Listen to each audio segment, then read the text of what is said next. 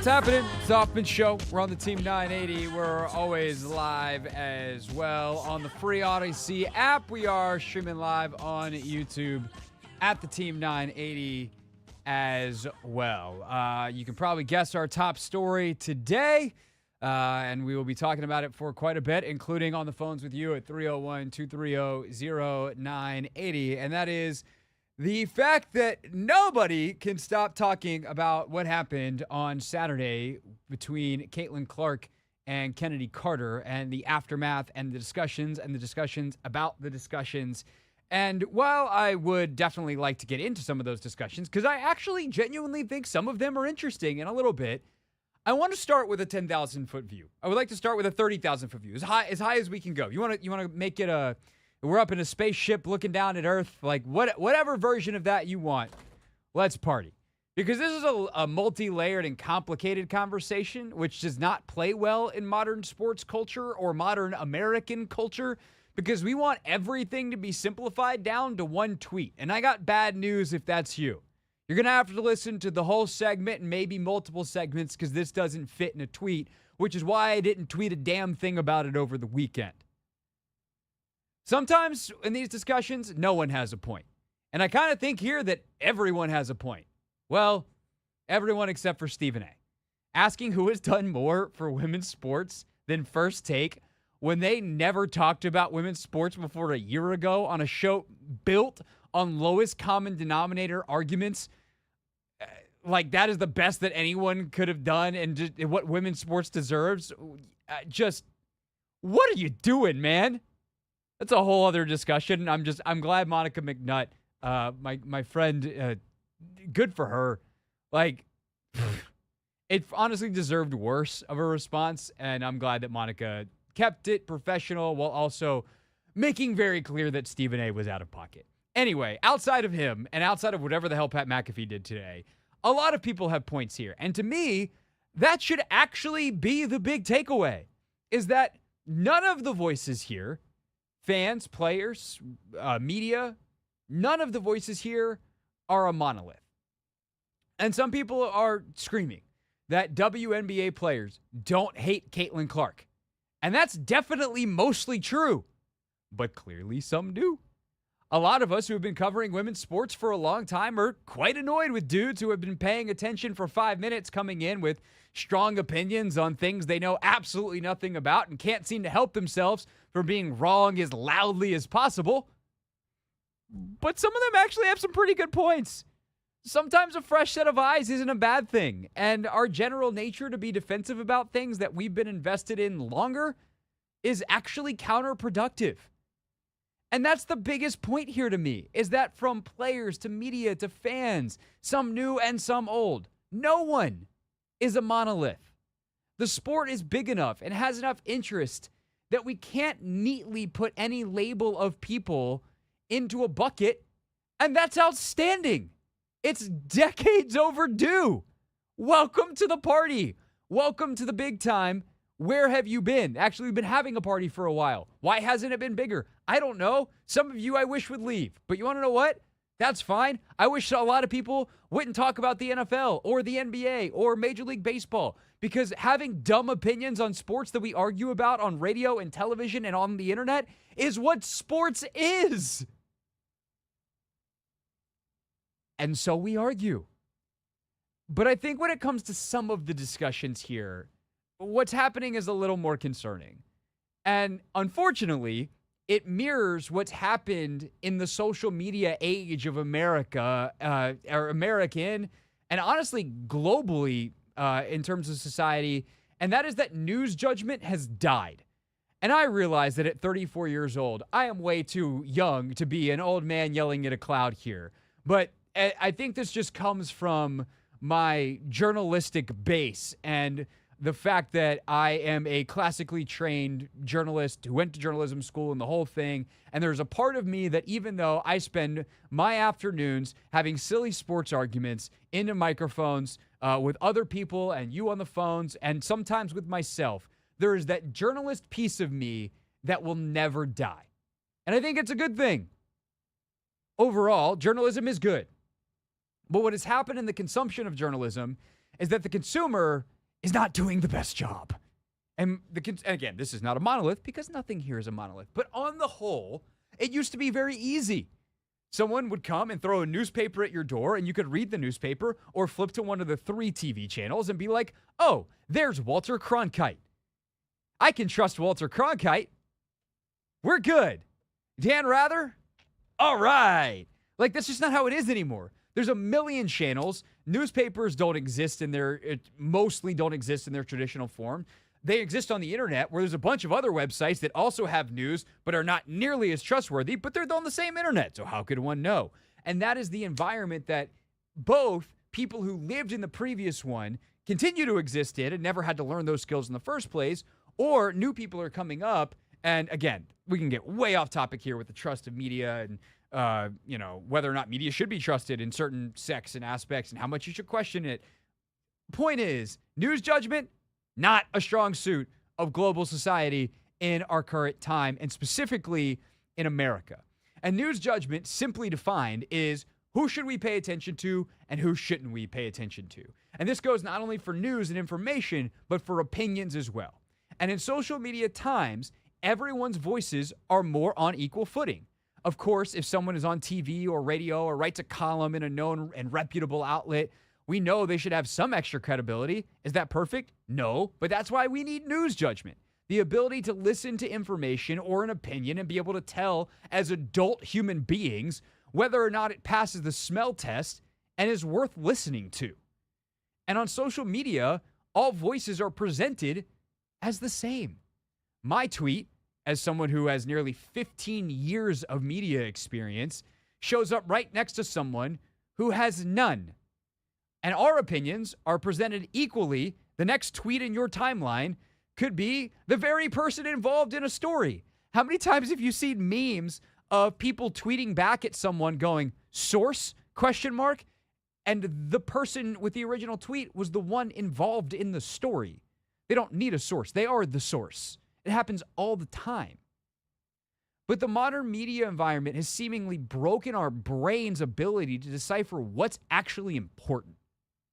And media plays a huge role in this because instead of fighting back for the good of society, most mass media just gave in. And I know I promise I'll get this back to Clark and kind of what happened this weekend in a second, but to take it into what I would consider the most important societal thing we have, government and politics. It impacts all of us all the time, right? A new piece of legislation passes, and instead of explaining the potential life and death circumstances for us as people who will be affected by said law, the news will frame it as a win or a loss for Democrats. And I'm talking like the NBC nightly news. Today, in a major win for President Biden, blah, blah, blah happened. Or in a major hit to President Biden, blah, blah, blah happened. Just tell me what happened and how it's going to affect me. That's your job. And then I decide if it's a deal for the president, a congressman, a senator, a whoever, a city council person, because I vote. Again, save that rant for November. But the media just gives into that sugar high, gives into that horse race coverage. And the result of that is everything becomes a reflection of that race between progressivism and conservatism, the way it was and the way it could be, however you want to frame that. And while systemic type of things are absolutely all around us at all times, it leaves no wiggle room for anything to just be. And so everything in these quasi-arguments around Caitlin Clark and what happened this weekend and women's sports coverage and issues of race and issues even of the physicality of basketball, it becomes existential. And people say stupid things rather than admit that there's some nuance and some mess. And I'm not saying that people I agree with do this as much as people that I disagree with. Because they need everything that happens to fit neatly into their ongoing argument about the world. And it sucks because it not only takes the fun out of things that should be fun, but it takes the importance out of things that should actually be important. So that's my big takeaway here, is that the state of the discourse is not a reflection of Caitlin Clark. And it's not a reflection of Chennedy Carter either. It's a reflection of us. And what I see when I look in the mirror, frankly, isn't that pretty. And so we are a sports radio show, and we will get into the particulars of the sporting arguments next. There are really, actually, genuinely basketball and other conversations to be had here within the context of sport that are fun, that really actually aren't that important. But I had to start there because from 10,000, 30,000, whatever the space shuttle view is, that's the take. That's the tea. When we get back, we dive into some of the interesting conversations sparked from all this. It's the Hoffman Show on the Team 980 and always live on the free Odyssey app.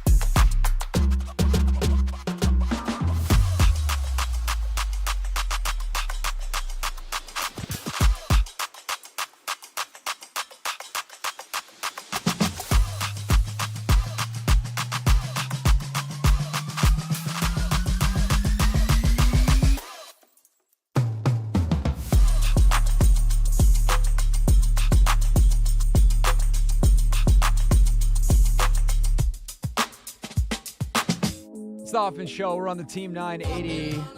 Always live as well on the free Odyssey app. Streaming live on YouTube at the Team 980. You can drop us a line in the chat there. We check it out as much as we can during the breaks and such. And of course, for our on-demand content, you can subscribe at the Team 980 at Craig Hoffman. For our women's sports content at Hoffman W Sports. And all of it is in the Hoffman Show podcast feed.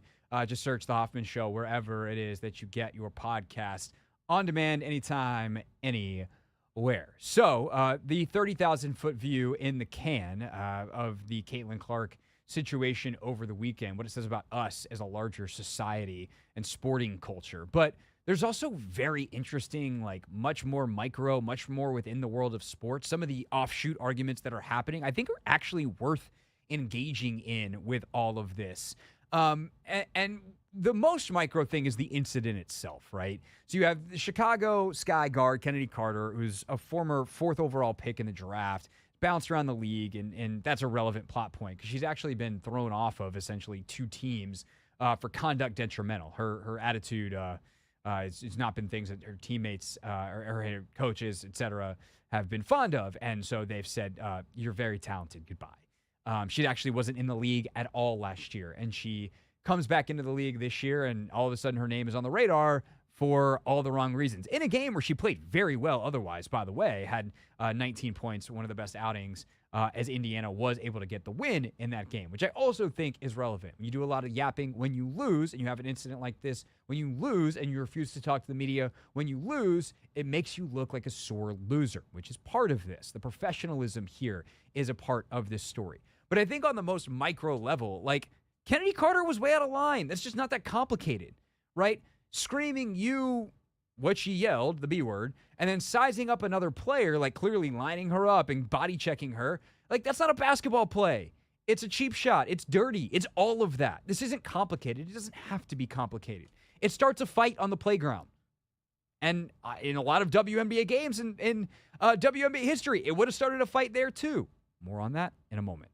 But at the end of the day, it's unprofessional. And that is very much in line with her resume. And I will say her resume. I will save her. I don't know her from saying her character. But how long has your resume got to be before it's a reflection of your character? She's been essentially thrown off of 2 teams despite the fact that she's a former top 5 pick. She was out of the league last year. And so in the most micro of senses, this whole thing that sparked all this debate, all this rage, all this outrage, all this whatever other kinds of rage there is enrage a thing? You can be enraged, but that's a different bit. Point is, this event, singularly, in a vacuum, was about Chennedy Carter, not Caitlin Clark. Caitlin just happened to be the one on the wrong end of the shoulder, and because it's her, there's all these other discussions that happen. And the aftermath is about Caitlin Clark, even though it's not actually about Caitlin Clark. And this is, I think, an important point here, is that Clark has taken the high road at basically every turn. Like, has she partaken in some basketball-level physicality? She got in a player's face the other night. Like, yeah, sure, fine. But that's the league. That's the W. But she's never made anything personal, and she's never done anything outside the lines. And I think most importantly, she hasn't said a word about any of it in any kind of inflammatory way. She's always taken the high road publicly in the media. She's showed up to every press conference, answered every question, and has been a professional, even at times when people around her have not been. Obviously, you think back to some of the incidents in the preseason, but also in some of these situations. Like, I felt it was very professional of her when asked in-game about this on Saturday for her to go. Like, that wasn't a basketball play. That's all I'm going to say about that. That's perfectly fine. That's reasonable. Especially, frankly, it's well done in the heat of the moment. But she hasn't made it personal. And considering she's a 22-year-old kid who doesn't seem to have the most professional basketball operation around her, like, it's actually genuinely impressive. So with that caveat that this actually isn't about specifically Caitlin Clark, it's about what Caitlin Clark represents to a whole bunch of different people, which is a whole bunch of different things. We have, first, I think, most interestingly to me anyway, a very Michael Jordan-esque discussion about basketball physicality. And this is a matter of personal preference. And to go back to where I started the show and talking about how the way that people talk about these things take the fun out of things that should be fun and the importance out of things that shouldn't be important, this is not really, like, existentially, this is so unimportant, but it is really fun. So let's have a fun conversation. I, personally, my opinion, that you don't have to agree with, and it will not offend me in any way if you don't, is that I believe basketball is at its best when it's a free-flowing game with some physicality that doesn't put players at risk of injury and doesn't go overboard in stagnating the game. I personally believe that 80s and 90s basketball was mostly terrible. It was stagnant. It was overly brutish compared to the free-flowing, movement-based skill game that is played today in the NBA and in many, many gyms in the WNBA as well. That's a generalization, and there are exceptions then and now. There are teams now that still play crappy basketball in the NBA and the WNBA, and there were teams like the Lakers that, yeah, it was showtime back in the day. They got up and down the floor pretty good. The old school Nuggets got up and down the floor pretty good with Alex English and company in the 80s. Yeah, check me on my history. What you know about Alex English.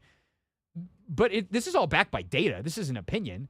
Like, the number of possessions per game today is significantly higher than it was 30 and 40 years ago.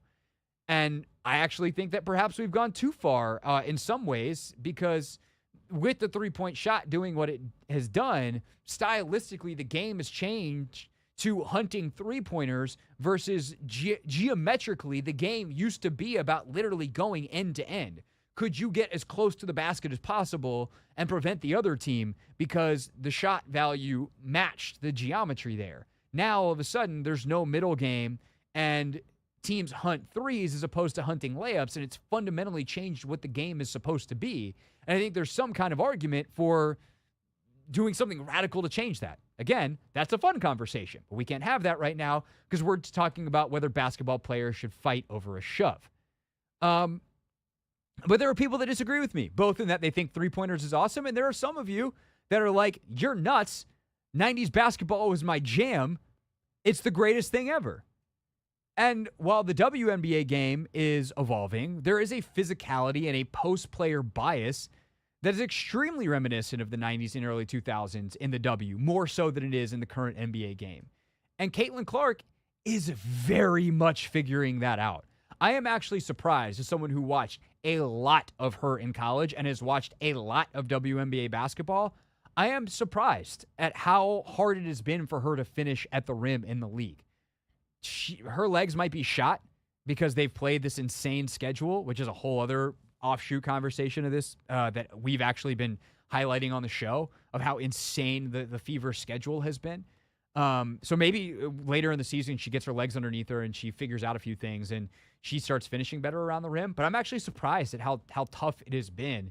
Although she can still get her three-point shot, she hasn't been able to get to the rim, and she hasn't, at this stage of her career, developed a middle game. And unless the league changes to allow some more freedom of movement, like the NBA has over the last 2 decades with little tweaks to the rules, whether it's big ones like hand checking or some of the chucking in the lane rules on cutters that they've cracked down on, she's going to have to develop that and develop it quickly if she wants to be way more consistent than she is right now. And with the added physicality, there is just going to be more high-impact physical plays, a.k.a. people get knocked on their ass. And that enters Matt Barnes into the discussion and the enforcer mentality. If you didn't hear, Barnes put out something on social media that was basically like, where are her teammates? He's like, I was someone who in the league was an enforcer, and if you mess with a star player on my team, I was going to come get you. Where are they? And I know a lot of people got really mad at Matt Barnes for saying the Fever needs someone to protect Caitlin Clark, and maybe the way he said it wasn't the most tactful. He is, after all, Matt Barnes, who's both very smart and not always very tactful. But I'm not going to lie to you, man. Like, on the highest level, I don't think he's wrong. The player that is most like Caitlin Clark offensively, to me, in basketball, period, is in the NBA, and it's probably James Harden. But she's basically got James Harden's game in relatively Steph Curry's body. And Steph did, and the reason I say Harden over Curry is Harden is a magical passer who is basically all threes and layups. And the difference, though, is that Harden is like 6'7", so he has size, and he's big. He's got power and girth, and you can't really push him around. You can't get physical with James Harden the way you can with Steph Curry. So what Steph has done, Steph is a more like expansive dribble package. He's got a more of a middle game. His layup package is far more advanced to where Clark's is at this stage relative to their careers. But it's something that Steph worked on and developed. So, like, obviously Steph is, 14 years in, and Caitlin's a rookie. So this is something that she will develop over time. But one of the ways that you stopped earlier Steph Curry before he got as comfortable with some of this stuff is teams would be insanely physical with him. And part of the reason that Golden State was able to succeed anyway is because Draymond Green existed. And I mean both Draymond Green, the enforcer, and Draymond Green, the basketball player. Outside of Steph and Clay's shooting, the most essential part to the Golden State Warriors' success was Draymond's ability, and maybe I would argue their defense, their switchability in the way they played on that end.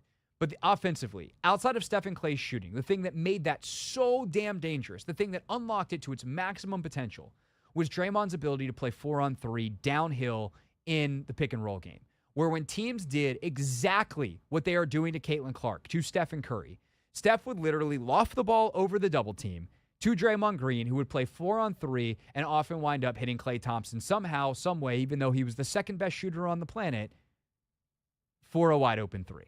And whether it was directly to Draymond or a kick to the corner, next person up to Klay, like the ball found Klay, Klay shot, Klay made it. And they had a bunch of other guys who could also, Andre Iguodala was a good corner three shooter. They had guys over the years that were able to hit those shots. And Draymond's decision-making was an enormous part of that. Also, if you did something extra to Steph from a physicality standpoint, Draymond would lay you on your ass. And he would be the one to take it for the team. And they had other guys, too, at different points who would be willing to do that stuff. Because Steph is just a littler guy, relatively speaking in NBA terms, that teams would try to be physical with, not because it was personal and they hated him, but because it was the way to win. Because being physical and knocking him off his game was a strategy. And both physicality-wise and tactically, the Warriors, in the form of Draymond Green, had an answer. The Fever have neither. No one steps up and protects Caitlin Clark from a physicality standpoint. And when she makes passes to her teammates, not great stuff is happening because their offense is like rudimentary elementary school level. It feels often like it's what you see when you go watch 8-year-olds play, where everybody runs to the ball and huddles around it. And you're like, what are we watching right now? And so there's no incentive for Fever opponents to do anything other than push the limits of the physicality with Caitlin Clark. Because, by the way, the nature of the league, as currently constructed, is the referees aren't going to do jack about it either. They allow a ton of physicality in this league. And that is fine with me. If they want to change that and be a little more protective of offensive players, that's frankly also fine with me. But the status quo is the status quo. And right now, the incentive is let's beat up Caitlin Clark, not because we're jealous, not because of any personal reasons, but because she's a ridiculously good basketball player. And the Fever are a ridiculously bad basketball team. And unless she goes nuts, you beat them. And so, is there personal jealousy for some extremely small minority of players where they're relishing this chance to get a cheap shot in on Clark or to be a little physical? Or do they, even maybe less sinisterly as a competitor, do they not want to be the one in the SportsCenter highlight? Because they know all eyes are on them. And they're not going to be crossed up on the step back three and then have to watch themselves on Instagram for 4 days until they play again. Yeah, some of it's that. But most of it's a basketball decision. Teams aren't doing this because they're jealous because they're doing it because if she has room to operate, she'll hit 6 threes and drop 30 on you like that. The Fever stink. This is how Indiana wins. So why wouldn't you do that, especially if both the Fever and the refs will let you get away with it? To me, that's the most interesting part of this conversation. 301-230-0980. There's also many other conversations happening. I'm open to any of it. 301-230-0980. Your calls on Caitlin Clark and all the things going on around. Ann will chime in as well next. It's the Hoffman Show. We're on the Team 980 and always live on the free Odyssey app.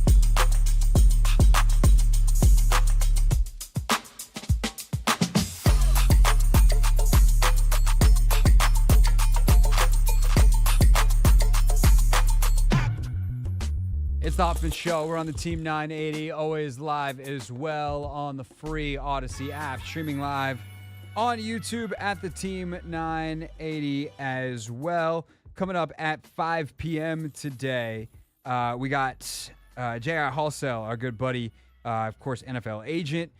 He's going to talk to us about the Justin Jefferson contract. How do you wind up at 4 years, 140? I'm actually genuinely curious. Like, if you're a player agent, you walk in, you're like, hey, here's what we want. How do you come up with those numbers? And obviously, what does he think of the deal? So we'll get to that with J.I. coming up at 5 o'clock. Other than that, a lot of talk about the top story today, which is that, what happened on Saturday in Indiana, the shove of Caitlin Clark, and then the 7,800 conversations that offshooted off of it. Anthony, you've been listening to me go for a half hour here. What's most interesting to you of the discourse about all of this? Is there a particular conversation? Is there a take? Is it the nature of the take? Like, what's most interesting to you about this? That's also what I've been trying to wrestle with, because there are just so many different layers to the whole Caitlin Clark discourse. I would say, I think the jealousy / resentment / hatred of Caitlin Clark is probably the most interesting, just because I don't think people are being realistic when it comes to, Caitlin Clark. Yes, she got a shoe deal. Yes, she got all this stuff that, and she's being centered at the forefront of all of it, even though she's just stepping into this new league and things of that nature. And my thing is, I think the marketers, the advertisers, they know what they're doing. She is very much marketable. She has 2.4 million followers on Instagram. I don't know what she has on Twitter, but the fact that people know her. That's so irrelevant, though. The social media numbers are one part. Look at the games. And also, what she does as well. Look at the ratings of the games. That is one thing that I think is interesting about this that we haven't even touched on yet is kind of this ignorance of reality of some people, by the way, who I really like and are coming at it from a very good place of trying to defend the women who laid the groundwork. And the WNBA has been blowing up the last couple of years before Caitlin Clark arrived. Yeah. But let's not pretend like this ain't a new level. This is a very, very different type of attention. And every single women's basketball viewership record has her name on it. It's okay to admit that. WNBA draft.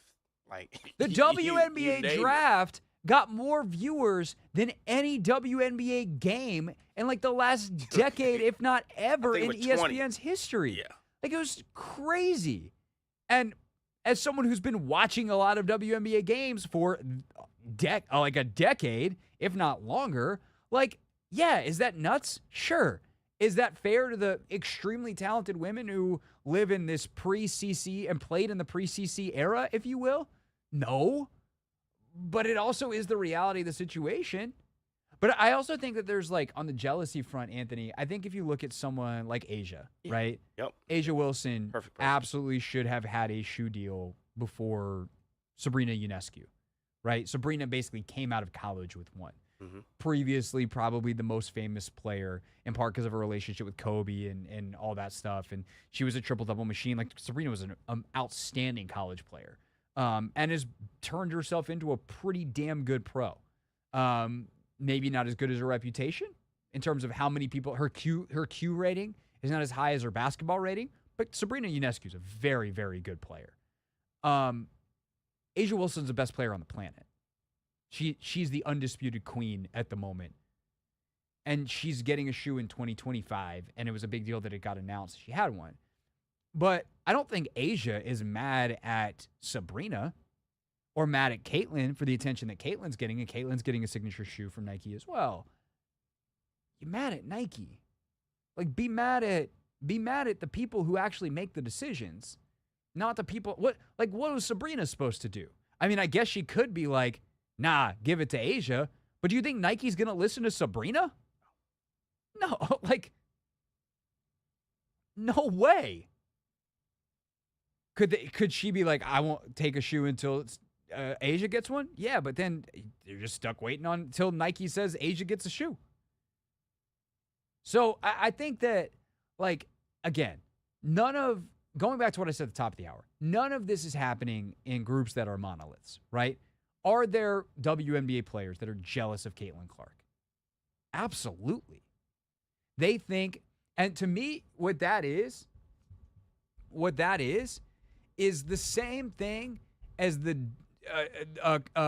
classic archetype of a dude that we all know that has been a part of sports discourse as long as there's been sports discourse.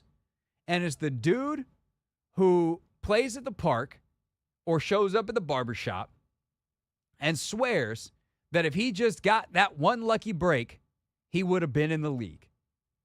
Right? And Chennedy Carter, in a lot of ways, not to pick on her, but like I didn't choose to do what she did over the weekend. She put herself in this situation, not me. I just talk about it. She's kind of the perfect archetype for this. Chennedy Carter was an excellent college basketball player at Texas A&M who had a red-hot start to her rookie season. She had an ankle injury. She came back. She wasn't as good. Her attitude wasn't good. She got basically thrown off the team. And then she gets thrown off the next team as well. She gets banished from the league for a year. Not like she was told, like, you cannot play here, but no one was interested because of whatever attitude situation was going on with her. And she comes back and she's playing well. And Caitlin, might have caught her on a basketball play, but a play where there's contact. And then Kennedy's mad about it. And she goes, and she lays her out. Do I think that Chennedy Carter, former top 5 pick, in her mind as a competitor, thinks she's better than Caitlin Clark? Yeah, go look at her tweets. What does she do besides three-pointers anyway? I don't know. She led the NCAA in assists and points 2 years in a row. She's the all-time leader in triple-doubles, and she has picked that up in the WNBA at a high level. She's currently not only, I think, 4th or 5th in the league in scoring. Maybe she's not quite that high, but she's averaging, going into yesterday, she had a bad one yesterday, but she was averaging 17 a game as a rookie, which is a really impressive number. And she was 4th in the league in assists. And if you watch Fever games, she should be leading the league in assists if her teammates could hit pretty easy open shots by WNBA standards, right?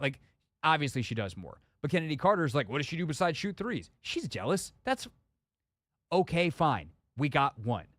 But that's kind of the thing is it's you think Asia Wilson, and I guess, Anthony, that would be my big point on the jealousy thing is the best players in the league and the vets who have been around, they're not jealous of Caitlin Clark. They want to see Caitlin succeed. And I think they appreciate how Caitlin's gone about it, how Caitlin's shown reverence to a lot of the legends of the game. They're of course, they want to kick her ass because that's fun. And by the way, you don't think that NBA dudes want to kick Wemby's ass right now before he gets to the point that they can't? Of course they can. Of course they want to. But it's not those players that are having those types of issues. It's the ones down roster that think they see, let's be blunt, in a lot of cases, a 6-foot white girl, and they're like, I'm better than her. And the reality is they're just not. And that's nothing new to basketball. It's nothing new to any sport. And that's part of the reason they're in the league, by the way, is because they have self-belief. Exactly. They're competitors at the end of the day. So they see a Caitlin Clark, just like, you match up against LeBron, you match up against Steph. You're going to circle that game right there and go at that person because they're one of the best. And you look forward to those meetings as competitors. Yeah. And I think a lot of people are more so putting Chennedy Carter's, hard, I guess, flagrant foul on her in with all the other, chippiness and the hard fouls that Caitlin have gotten already thus this season. And I just don't think those two things necessarily equate because, it's one thing to, block her and, give her a bump. And then there's another to, cheap shot her. And that, shoot, LeBron did that to Steph in the finals. Exactly. I just don't think it's indicative of every woman in the WNBA. It's not. It's 100% not. Yeah. And I think, if anything, they're not annoyed at Caitlin. They're annoyed at some of the narrative. They're tired of being told that they hate Caitlin. Yeah, that's probably what it is. Yep. And then they see her and they're like, "Oh, you're fine. We like you." It's these goober, a lot of them old dudes who used to play in the NBA that are annoying the hell out of them. It's the Hoffman Show. We're on the Team 980. We're always live as well on the free Odyssey app. take some calls. We got one or two on hold right now and a couple of open phone lines. Your calls on this to wrap out the hour before J.I. Hallstill joins us at 5 o'clock here on the Team 980.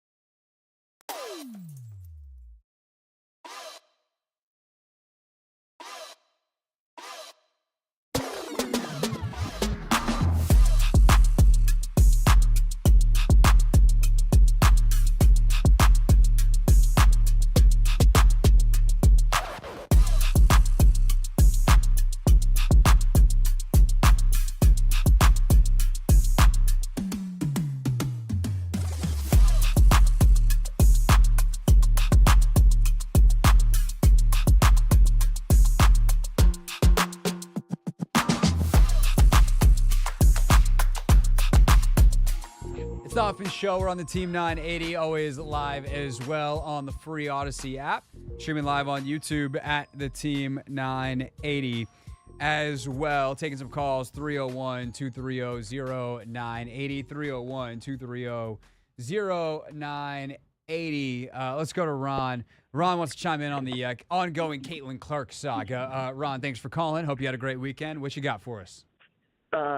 Same to you. Hey, look, why do we not deal with the elephant in the room? Why do we always try to avoid it?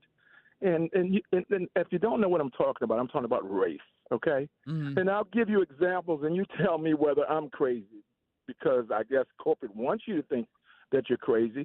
Why did this girl get some of the biggest deals out of corporate in terms of marketing? There's multiple reasons, Ron. Like, she's obviously, I'm not trying to downplay the fact that, like, she's a straight white girl who presents like the classic straight out of Central casting girl next door is absolutely a part of it. She's also the leading scorer in NCAA history who played an entertaining style that we have not seen in women's basketball before. Like, no one takes 30-foot step back logo threes. Wait a minute. Let me stop you, please, sir, so that I can talk, because it's your show, so I'm not going to have an opportunity to express my opinion. Go for it. You can answer me as I go on. Well, I could use Cheryl Miller as an example. I'll decide how we go back and forth because it is my show. Continue. Okay. Yeah, okay. I can use Cheryl Miller's example that did not get what this girl got. This girl come in, she gets shoes, she gets everything. And they're not, listen, those players are not pissed. I'm a former professional player. Those players are not pissed with her. They're pissed with the corporate people. Of course. People that are paying the money. But we keep using them, the girls, the athletes, okay, saying that they're pissed with her, because they're jealous. They're not. If they're jealous of anything, they're jealous because they don't get the same opportunities that this girl gets. Okay, so, and there are girls that are just as good, or if not better. But it's just like I tell you exactly. I could give you an analogy. Here it is, right here. Remember what Isaiah Thomas and Larry Bird went through? Yeah, it's the same thing. Same thing. And Isaiah said it wasn't that he was pissed with Larry. It's just that, for an example, it's how touchy you just got on the phone about me saying, give me an opportunity to talk. So you asked me a question and I answered it, Ron. Well, let's just be fair about this. So we don't get the same opportunities, no matter how good we are. It's easier to market. They look at it like it's easier to market someone that looks like me than it is a black girl with dreads or a black girl who's gay. So, of course. And they used Sabrina Ionesco. They gave her a pair of shoes before they gave Asia Wilson a pair. It's ridiculous. Come on now. Ron, I don't know if you're new to the show, but I agree with you, right? Well, I know. I don't. I usually don't listen because I get so angry with some of the things that's talked about it. They don't make sense to me as an educated man.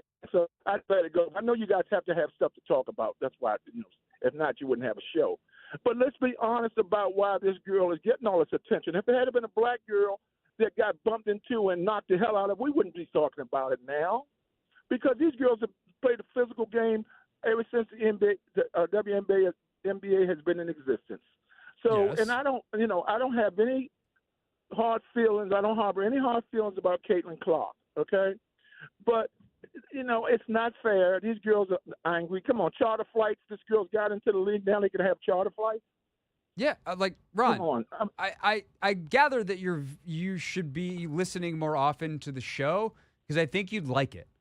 Like, I've talked about all of this stuff. Well, and I appreciate that, and maybe I'll turn it on and listen. At least from 4 to 7. I can't control what the Rooster does from 1 to 4. I don't think Chris is in control of what he does from 1 to 4. Okay, Sheehan, whatever. We all have our own shows. And by the way, it's great to have different opinions on things that are fun and whatever. I think that the topics you're talking on are like actually the more important ones here in a larger scheme. That even, the W got some credit for the Skims campaign, right? The Kim Kardashian line right. where the underwear, and it's like, oh, wow, they actually use some black players for once, but there's not a lot of masculine black players in that line. No, like it's still heavily featured Kelsey Plum. And like, there's a discussion to be had there amongst the marketers and why that is true, or the fact that it's not true and they need to think more outside the box. And 1,000%. But I think, Ron, my larger point, my only pushback would be reducing, especially when we're talking about Clark, it to an issue of race undercuts how freaking good she is. She was not a number one. Saying. Yeah. It's not her fault, though. It's not her fault. She is a talented young lady. And whether all of these things were happening for her or not, she still would be talented. Okay? But there's people just as talented that are of a different persuasion that don't get the same. But see, I don't know about, like, that's where you lose me a little bit, to take it quite that far, where you say there's a lot of people that are. Asia's the best player on the planet, 100%. But, like, when you're like, oh, there's a bunch of players out there, there's not. Like, she is extremely unique. And by the way, I think with Asia, like, hold on, Ron, for 1 second. Like, okay. I let you talk for a while there because I think you were making good points, right? But with Asia, there's also, like, fundamentally a battle that's been happening in the men's game for a long time, which is guards sell shoes better than bigs. And so, like, should that be true? Probably not. And especially with Asia Wilson, because holy cow, like, what a personality. What a person, by the way. Like, Asia's everything you could want in a superstar.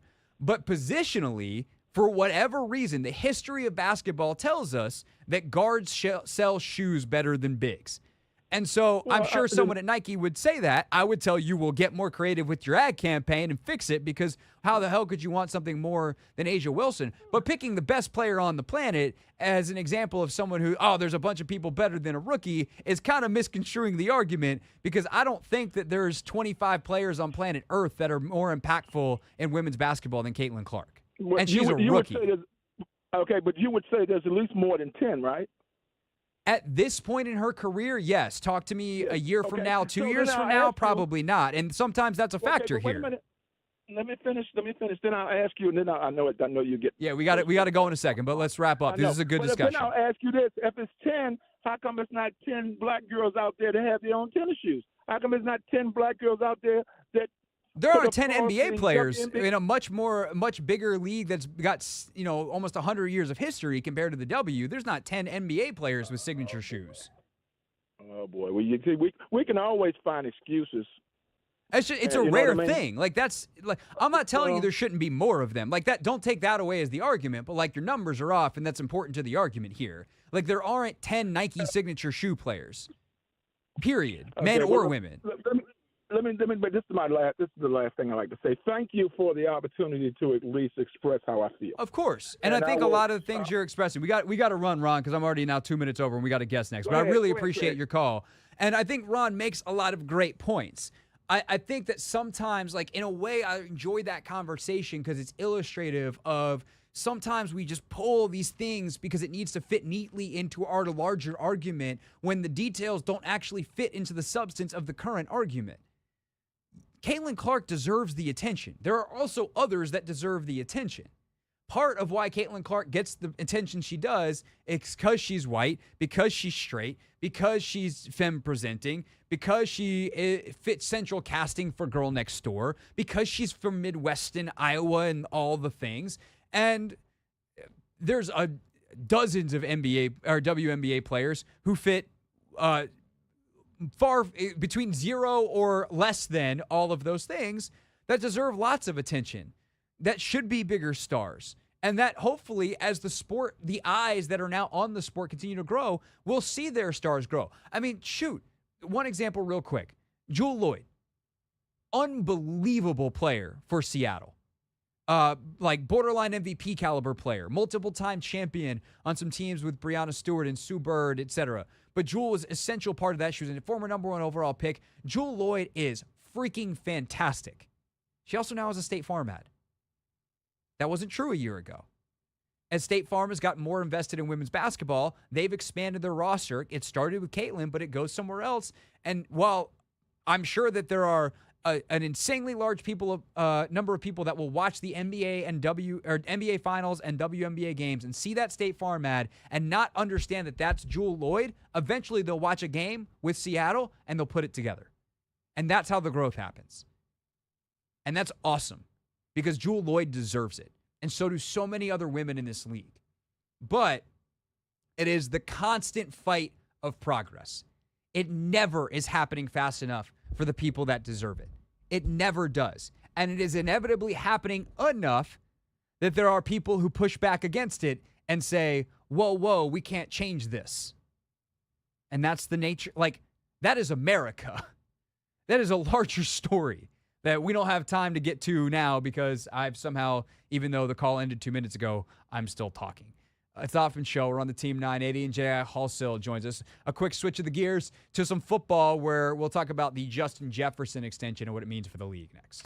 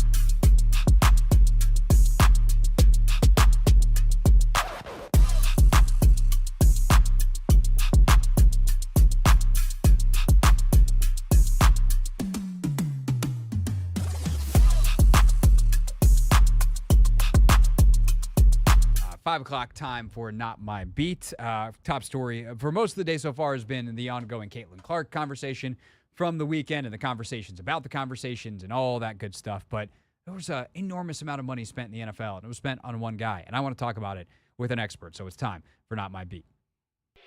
Today's top story from the perspective of someone who's there. You are looking live. This just in. Not My Beat.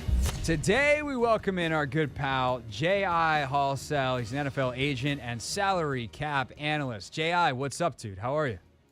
What's going on, man? I appreciate you having me on. Always a pleasure to have you. And the story, of course, that we're talking about is Justin Jefferson signs this 4-year, $140 million contract. It is the biggest ever for a non-quarterback.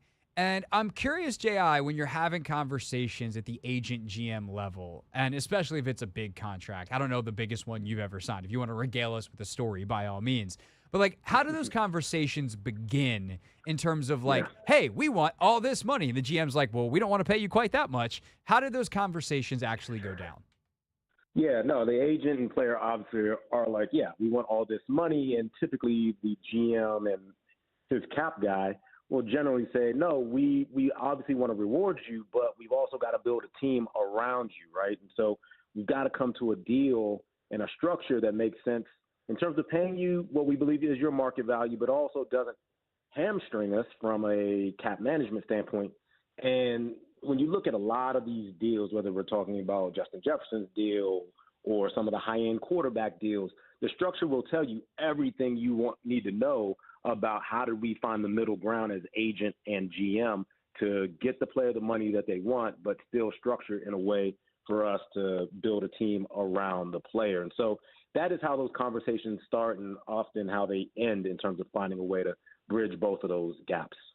So when we talk about the structure, like, would you as an agent go to them with a contract written up and be like, this is what we're thinking? Or are they coming to you typically saying, like, hey, with our cap situation, we think this is roughly your value. This is the structure that works for us. And then you're counter proposing off of that. Yeah, and there's a lot of back and forth both in terms of the value and the structure. Now, from an agent perspective, generally speaking, I don't really care what your cap situation is. I don't care necessarily what the structure is as long as it gets my client the dollars that we're looking for and the cash flow that we're looking for. So, as an agent who has a background in structuring contracts, it's a little bit easier to have kind of those nuanced, kind of complex structural conversations. But from a club perspective, you're trying to think creatively to, okay, we got to make this guy happy, but we also got to structure in a way that we got to still be able to manage the cap around this contract. So that's how kind of that back and forth goes. And you are trading proposals from an agent perspective, more so from a number standpoint, from a club perspective, more so a numbers and structure standpoint. J.I. Hallsell, salary cap analyst, NFL agent, with us here on the Hoffman Show. So what do you make of this deal? 4 years, 140. I actually haven't, as I was looking at other stuff today, I haven't seen like the full structure of it. So what do you make? What does this deal say about what Justin Jefferson wanted and what the Vikings wanted? Yeah, I suspect that what you'll see is that the Minnesota Vikings have changed their contract philosophy a little bit. What you'll see is that part of the structural consideration is, as an agent and player, I want as much of my money truly guaranteed for skill, injury, and cap as quickly as possible.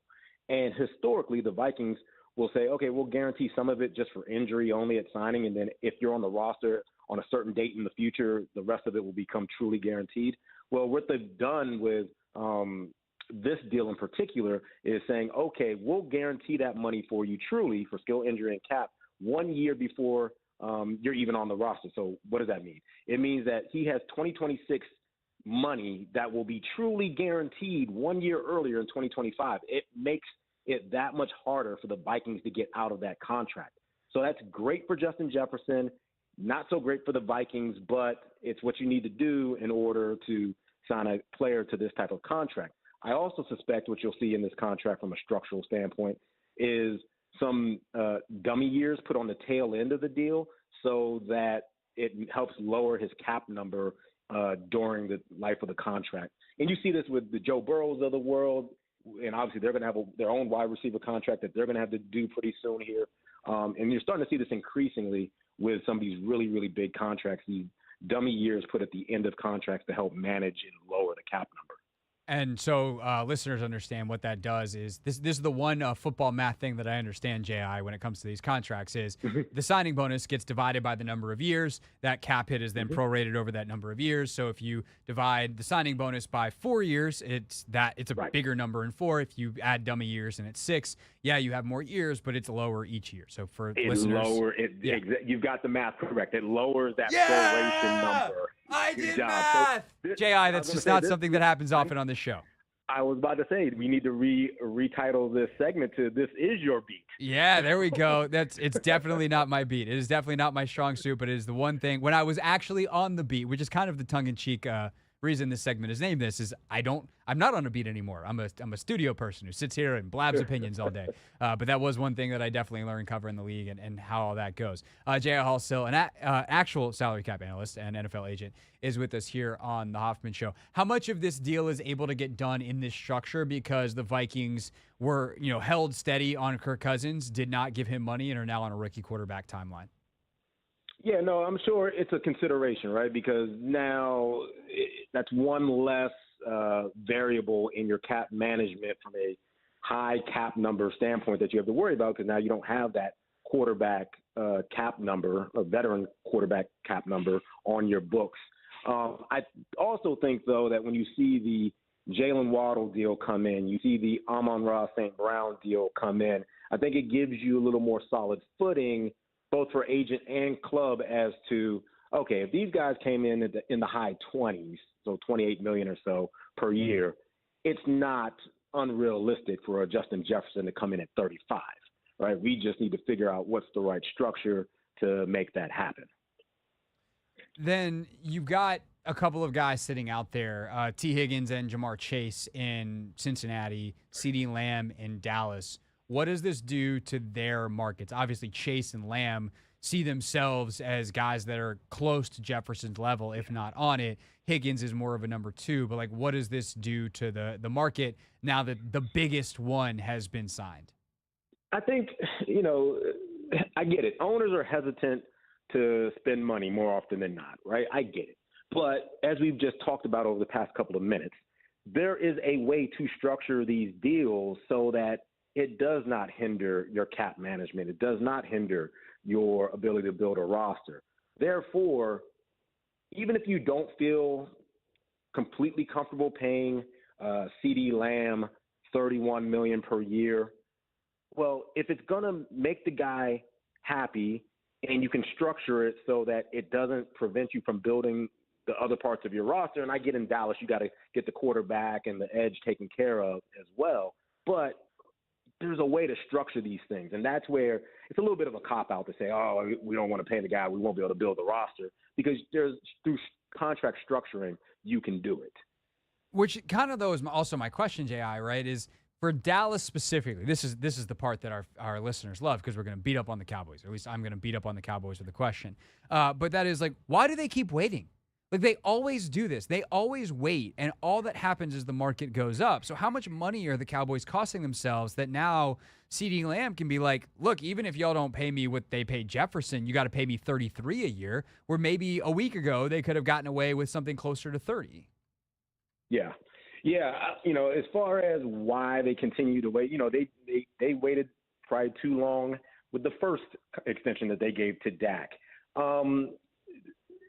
Jerry Jones, look, he made millions and billions of dollars as a businessman for a reason, probably was generally financially conservative, and he's applied that same approach in giving contracts to Cowboys. The problem is, like you just said, the price just gets more expensive the longer and longer you wait. And again, it's not that you can't structure it in a way to make it work. I mean, the Cincinnati Bengals are respectfully one of the more cash-poor teams in the NFL, and yet they got Joe Burrow extended, and my sense is they will be able to get Jamar Chase extended. I don't know that T. Higgins will be there beyond this year, but they structured it in a way to meet their cash budget and their cap management budget. Dallas should be able to do the same thing. So I'm not sure why they continue to wait. They're consistent. Got to give them that. Consistently probably hurting themselves that way. And then Will McClay bails them out by having awesome drafts. So the life of a Cowboys fan. And that is part of the calculus, right? And I'm not saying that they're going to go draft a receiver to replace CeeDee Lamb next year, but maybe, Trey Lance can backfill Dak at some point here and so on and so forth. But, yeah, Will McClay has done a great job of bringing young talent in there to offset some of the veteran guys. I want to know his contract. I think the whole league wants to know what Will McClay's contract is because they've been able to keep him there forever, and there are 20-something other teams that would hire Will McClay as their GM if he became available. Without a doubt. Yeah. J.I. Halsell, salary cap analyst, and, of course, an NFL agent. Always great to be with us. Always grateful or gracious with his time with us here on the Hoffman Show. J.I., really appreciate you, man. We'll talk to you down the line. Always, man. Appreciate it. That is J.I. Halsell, everybody. When we get back, do we think that anybody could top this Justin Jefferson contract? Just how close is CeeDee Lamb to JJ? A quick and dirty NFL receiver power rankings from me and Anthony next here on the Hoffman Show.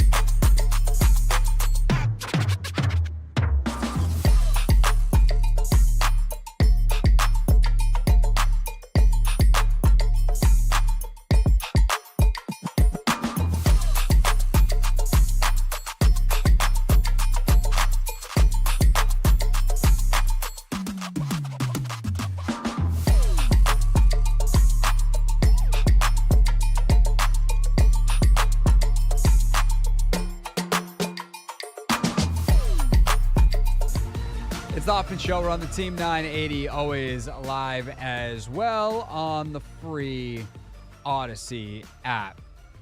Streaming live on YouTube at the Team 980. Anthony, we might have to talk about this over the next, whether it's later today or tomorrow, but there's a report out now. Real GM's an aggregator. Who did this? Jake Fisher of Yahoo Sports reporting that Kristaps Porzingis actually had a larger contract offer coming from the Utah Jazz last offseason than he did from the Celtics. And so when people crush Winger and Dawkins and everybody about Porzingis leaving for nothing, and I'm like, he didn't leave for nothing. The criticism is that they didn't get enough in the trade from Boston. And then my retort is always, he would have left for nothing. And people are like, no, they wouldn't have. There you go. Now you know. Yep. So we can talk about that another time. We just had J.I. Halsell on talking about the Justin Jefferson deal. And Anthony, you asked me before the show, do you think anyone else will ultimately get a bigger deal than Jefferson, like in the next whatever number of let's say 2 years, right? The next wave of contracts. Obviously, like 3 years from now, someone, Puka Nacua continues to be a 1,500-yard receiver, and we're 3 years down the line, the cap has grown. Like Puka Nacua will get a bigger deal or whatever. But of the guys that are up, will anyone get better? And I said no, because I think Justin Jefferson's the best receiver in football. Quick and dirty NFL receiver power rankings. Ready, set, go. Let's go 1 through 5. Do I get to go first? Well, we're both gonna go here, Okay. and I've got the receiver, like leading receivers. I haven't done this ahead of time. We're doing this literally as we go. To me, JJ's number one. He's the best guy. If I could take any receiver in football, JJ is my number one. I mean, I think I would agree. I think he's the best all-around receiver there is. I don't think he's the most dynamic. I think the most dynamic is my number two. I think I agree with you. But, like, the positional flexibility, the ability to build an offense around him, the variety of routes he can run, the fact that he can legitimately line up anywhere. Like, that's one of the things that we were talking about today on Take Command. Logan and I recorded, and we talked about Jefferson versus CD. And, like, Lamb's an awesome receiver, but he is definitely best in the slot. JJ's best wherever he lines up. And that's a separator. So I would go with JJ as my number one. I think also durability does matter. I think last year, he did get hurt. But outside of that, very, very, very durable. Yes. The only other guy that, like, from an impact standpoint, I think is in his same realm. And if we're just doing this for this year, because if we start getting 2-3 years down the line, like, this becomes a different discussion.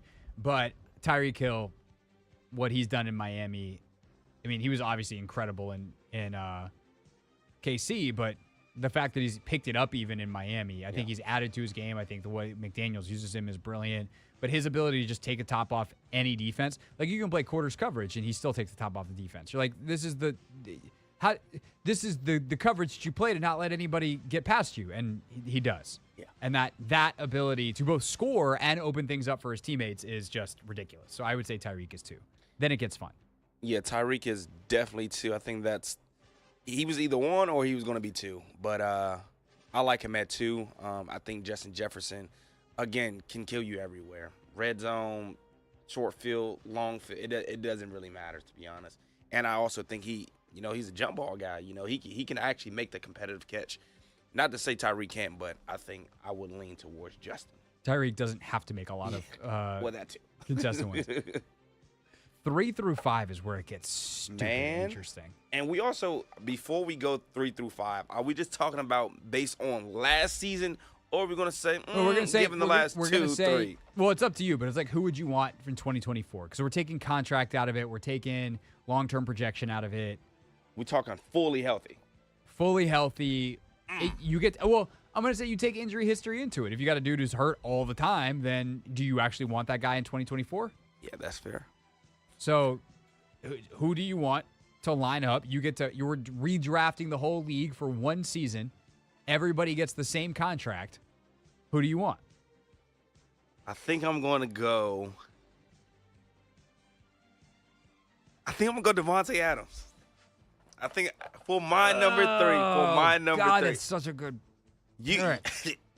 I mean, it's so many people you could put here. I think your 4 might be my 3, or I guess I don't know who my 3 is. Nevertheless, my 4. What do you mean? Well, I don't know what I'm gonna do here. I'm glad you said someone. I like Devontae. He route running, catching, being able to build the art. Like in Green Bay, he was literally a one-man wrecking crew. I think in Las Vegas. In Las Vegas, the quarterback situation is a little messy and muddy. So the productivity isn't the same. Also, you also have Josh Jacobs to lean on. But I just think from a just pure talent, ability, I think he's the 3rd best receiver in the NFL. Wow. I can't put him 3. Okay.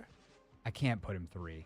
He can line up everywhere too. He can. 2 years ago, he's easily there. If not, he's 1 before JJ really emerged. I really think it's the quarterback. He's 31 years old. Yep. But I'm also like, every time I want to say his name to put it in front of. Tell you what, I need a commercial break. We're gonna pick. This is supposed to be quick and dirty. The stakes are too high. It's stressing you out a little bit? It's stressing All me right. out. All right, number 3 through 5 next on the Hoffman Show.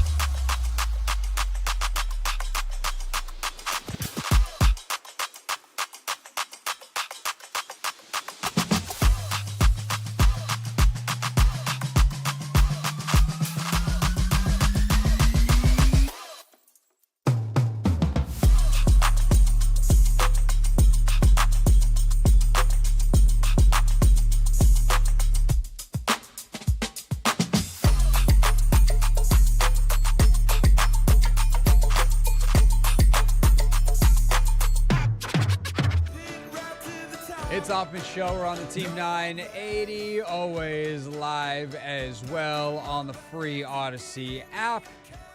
Streaming live on YouTube at the Team 980. Back to the Caitlin Clark discussion at the top of the hour, but we were discussing the NFL's top receivers on the heels of the Justin Jefferson contract. Jefferson today signs for 4 years, $140 million. That is a record $35 million a year for a non-quarterback. And, Anthony, we both say that Jefferson and Tyreek Hill are our top two receivers in our power rankings. You went ahead and put Devontae Adams at number 3, and I boarded the struggle bus and have no idea who I wanted 3. Although I think I have an answer.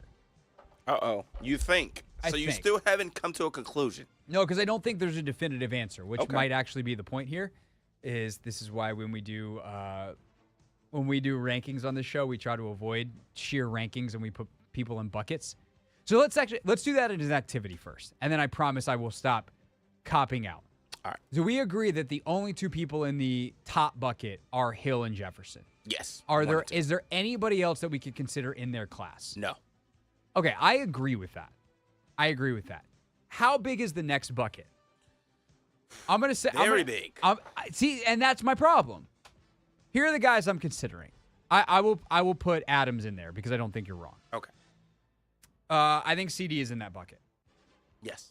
I think Amon-Ra St. Brown, with the production he's had the last 2 years, is in that bucket. Whoa. All he does is get open and catch footballs. And I understand that.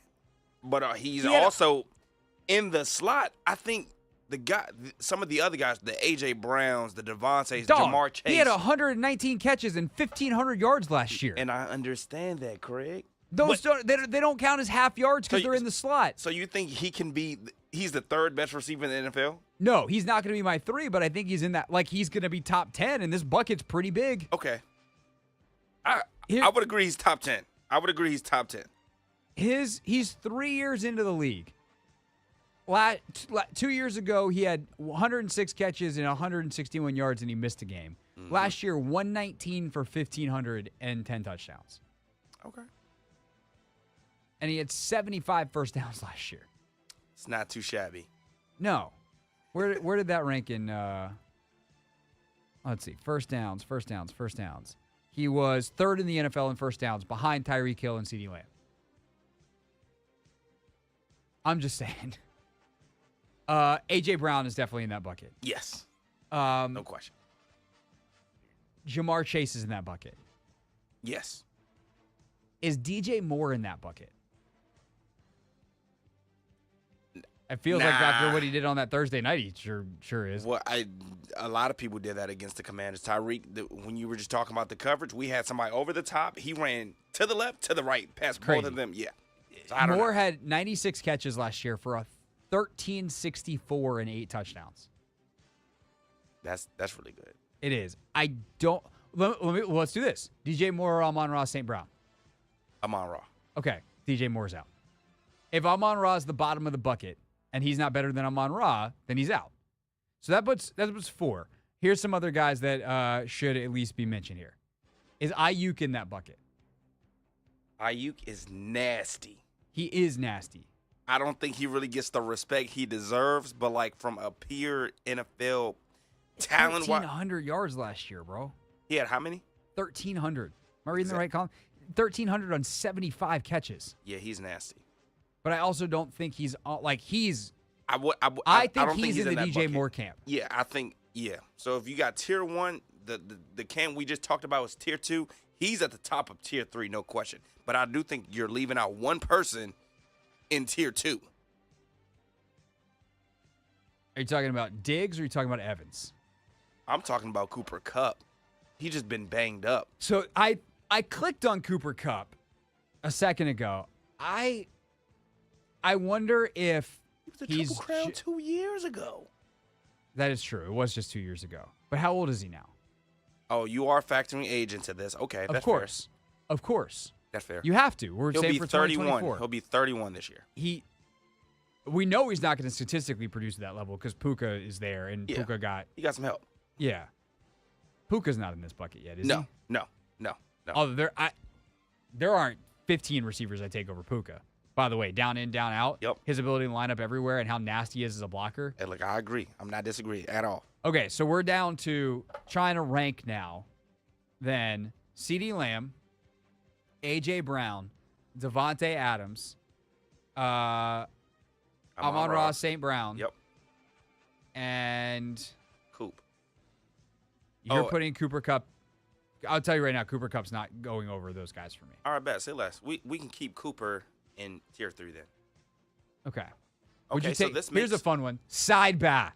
Would you take Nakua or Kupp? at this stage of the If career. you're the Rams and you are told, sorry, there's a new rule, you can only keep one, which one are you cutting? I mean, probably Kupp just because he's 31, but it's not fair because he still has, It's I just for think, one another season. 3. Oh, just for one season? Yeah, for 2024, you want Nakua or Kupp? You're stressing me out, Craig. I'm just stalling, and it's working masterfully. I will say, I think I'll take Nakua just because of how productive he was I when think I Kupp would was too. out. I think I would too. Not to say Kupp couldn't do the same if Nakua wasn't there because we've seen it. That's also true. Is Mike Evans in the bucket? Tier 3? Tier 2. No. I love Mike, though. I love Mike. How can you not? 13 touchdowns last year. All right. So we're ranking Lamb, St. Brown, Brown as an AJ. Yep. Jamar Chase, Devontae Adams. Yep. Those are the 5. Yep. The guy I was leaning towards is Jamar Chase. Okay. And I think I'm going to stick with that. I He respect is it. so explosive down the field. He's so good with the ball in his hands. I think he's about to be the second highest paid receiver in football, and I think he deserves it, considering Tyreek already got paid in that time, the passage of time. He's also super young. Yeah, I'll take Jamar Chase as my number 3. So you had Devontae. I'm taking Jamar. Yep. Who do you have as 4? Jamar. I figured my 4 would Damn, be your you were number right 3. before I even knew that you were right. I figured your 3 would be my 4. Yeah. I'm going Jamar Chase. Super dynamic. I do think the dynamic in Cincinnati would be different if T. Higgins wasn't. I don't know. Of course. I think it works for them just because T. Higgins, him serving sort of kind of as Joe Burrow's security blanket, and that allowed for Jamar to was also do the everything X. else. Like Exactly. it allows Jamar to play off the Yep. line of scrimmage and do the things that you don't need to do as a D receiver. And Uh-huh. that's not that Jamar can't. Yeah. But why not make his life easier? Yep. I think that's also kind of what made Tyreek Hill and Travis Kelce's dynamic so special. So. Yeah, no, it definitely helps because you also can't dedicate resources too heavily one way Yep. or the other. Oh, you're number 4. Interesting. My number 4, I don't think I'm going to go Devontae. Okay.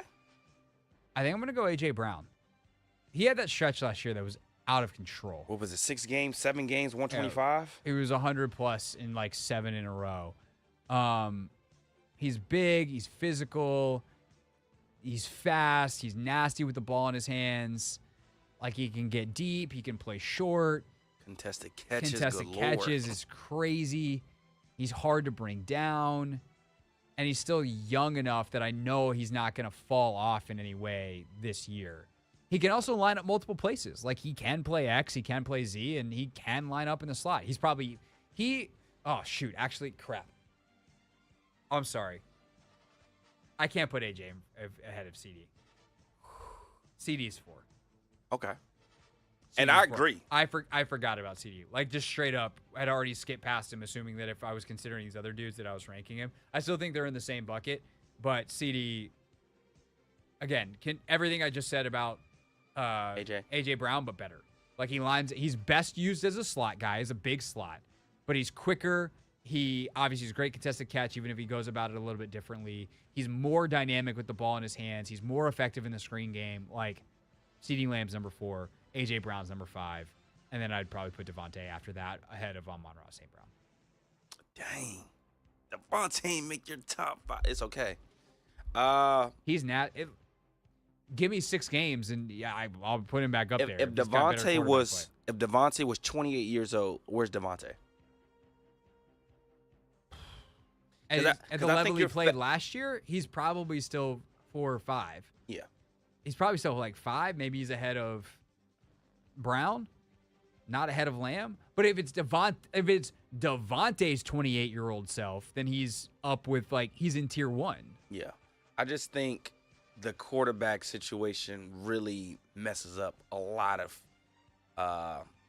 the receivers. Like even Terry. Like we don't talk about Terry because we haven't seen him best utilized with a prominent quarterback in the NFL. That's the DJ Moore question, right? Is how good is DJ Moore going to be this year?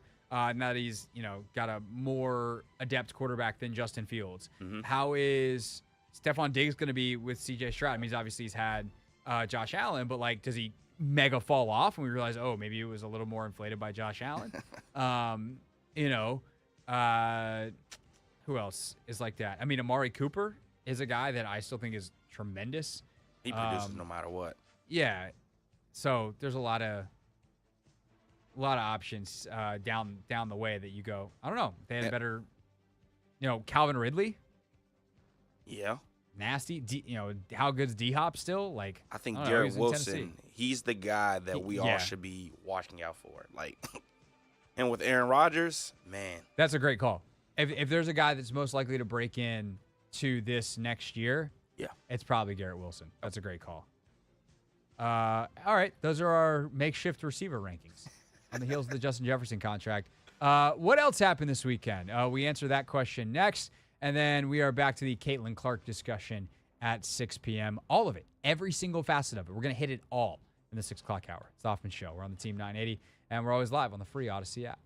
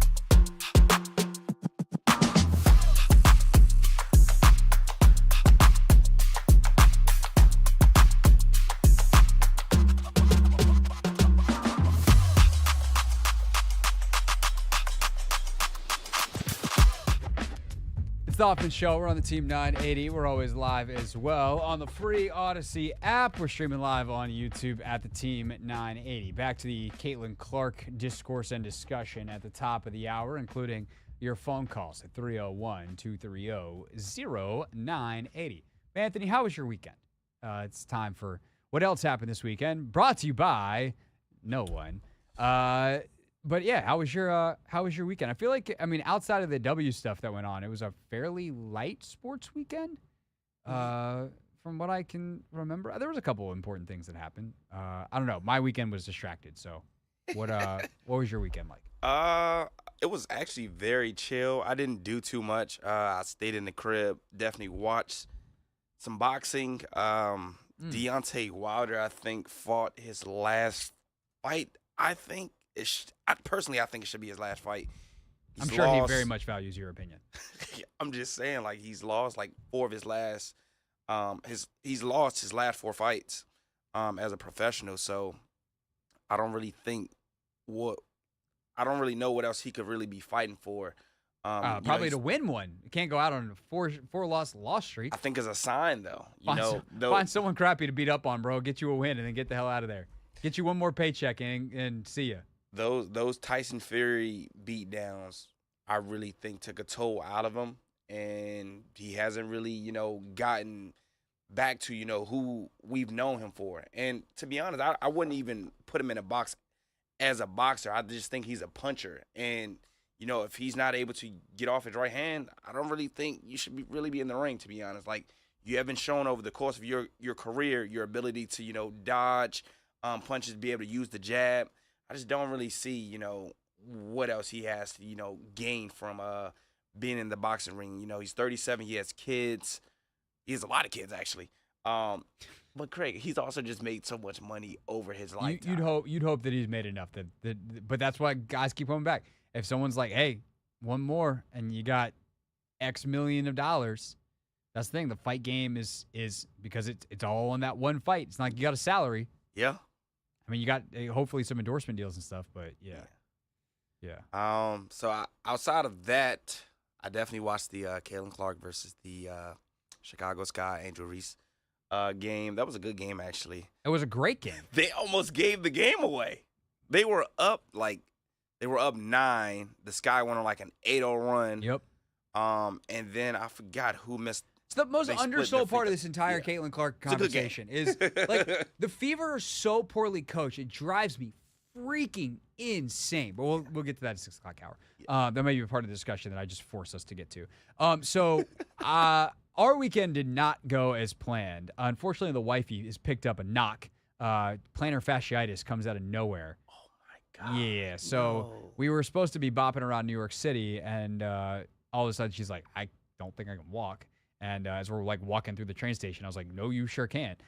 So we wound up changing course. I will shout out, the reason we were in New York was because High Rocks was in New York this weekend, the big fitness competition that I talked about when it came through DC that we competed in. We were not supposed to be running New York, so we didn't miss it. We were going to cheer on our friends, and Rachel was going to take photos, and I was going to be able to coach up my athletes a little bit. And I will say this, got me a winner.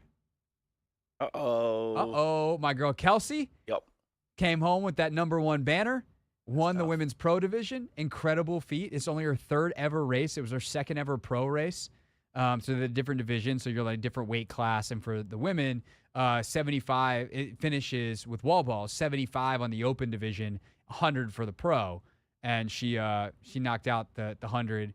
It was actually hilarious at the end. They're like doing a countdown. Like the crowd is like, 3, 2, 1, and they were off by 1. So she ran across the finish line, and then they're like, come back, you have 1 more. So her time would have been like 15 seconds better. She still won by over a minute. Not a big deal. I was about to say. That would have been, I would have been. Oh, my gosh. That would have been hellacious. But no, she won. She won by over a minute. She beat, so like above the pro division, they have what's called the Elite 15, which is exactly what it sounds like. It's the top 15. Yeah. And the woman that came in second, incredible athlete, had actually previously been in the Elite 15.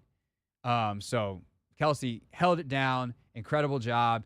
It was a tough day. Like, they competed at the absolute peak of the sun. It was hotter than hell out there from everything I heard, and she crushed it. So one of my athletes from my elite athlete program, Good stuff. coming out on top. We love to see it. We don't call it elite athlete for nothing. Holler at your boy. I might know what I'm doing in the gym. So that was fun. But we wound up taking an earlier train back. And so we were sitting in Penn Station. I pulled out the laptop and we watched like the first half of that game. And then I watched the rest on my phone on the train back of the Fever Sky game. Yeah. And we actually got home right in time to watch the U.S. Women's National Team play. First ever game under Emma Hayes. Went well, 4-0 win. They play Korea again tomorrow night. The only two tune-up games that they'll have before they name the roster for the Olympics for the U.S. Women's National Team. They will have two more, including their final game, their send-off game will be here in D.C. That is, I believe, July 8th. I think we might be broadcasting live from that game, so that'll be fun. Excited for that. And then they're off to Paris pour les Olympiques. That was actually, I think that was the correct French. Someone who knows French better than me will tell me. It's not going to be Anthony, though. It will not be me. No. So we got that. And then Saturday night, kind of like that game ends, and I'm like, right, there's a blank hole in the schedule. There were no other W games that day. Obviously, no NBA. I think that's where one of the games might have been, maybe like a Game 6 or Game 7, maybe even Game 5 for one of the series. Was supposed to be there, but gentleman sweep, and no NBA. And it was just like, what?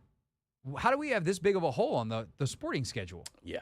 Somebody step up and do something, because there's no NWSL. I guess MLS probably was going on, but I don't really watch a lot of MLS. So, yeah, there was not. NHL. There was an NHL game, which is just not, like, I'm sure people are screaming at the radio if that's their thing. Sorry. Yeah. No, have fun. Watch that. It's not my thing. So, yeah, that was Saturday. And then Sunday, watched a bunch of stuff. W games all afternoon. And it was a pretty chill Sunday. I went on a nice bike ride, actually, Sunday in Rock Creek Park. Okay. Haven't taken the bike out for a while, but I was like, I think today's the day. That's all right. So we did. Oh, I forgot one thing to add about my weekend. What'd you do? What else did you do? One of my friends proposed this weekend. Oh, did she say yes? She did say yes. Hey! She said yes. And the crazy thing about the entire experience, because I was helping set up down at the wharf. There was just so much foot traffic. It took me 40 minutes to park, and I didn't know what was going on down there, but there were endless people down there. So we had to wait until my friend gave me the cue and said, he was going to be walking down. So I said, oh my God, this is going to be crazy. So he texted me, and as soon as he texted me that he had the bill, or he had just signed the bill, I was like, all right, we got a little time. And then he said, we're walking already. So we had to run out, line up all the candles, throw down all the rose petals. Like, I was sweating, Craig. And then you had to get out the way. Then I had to get out the way and go get everybody else. And I did it in just enough time. I saw him, walking down. And then I had to, beckon everybody outside, because we had signs.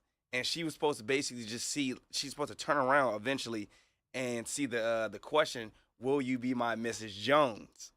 So I had to get everybody in formation. It was crazy, but it was well executed, Craig. Did she see the sign, or did something else happen? Oh, no, she saw the sign. Like, I talked to the cameraman. I said, when she comes over, you're going to see us, so just make sure she doesn't turn around. So he ended up, telling her, look at the boat. I'm going to take a picture of you guys from this way. And eventually she ended up turning around, seeing the whole sign. She started crying. I almost started crying. First name? Oh, that's adorable. What first names of the happy couple? Kevin and Kiana. Kevin and Kiana, congratulations. Marriage is great. Yes. There's people that are going to tell you a bunch of terrible things about it. They're miserable. Don't listen to them. If you're happily in love, marriage is the best thing. So congratulations to you two. And your story got told through the lens of Anthony Haney on the Hoffman Show. What better engagement gift could you possibly want? Apropos of none of that, we return to the absurdity of the Caitlin Clark Discourse, basketball and otherwise. If you have thoughts on it, we're gonna center this around your calls. 301-230-0980. You've been hearing all kinds of people talk about it all day long. What do you think? 301-230-0980. It's the Hoffman Show on the Team 980 and always live on the free Odyssey app.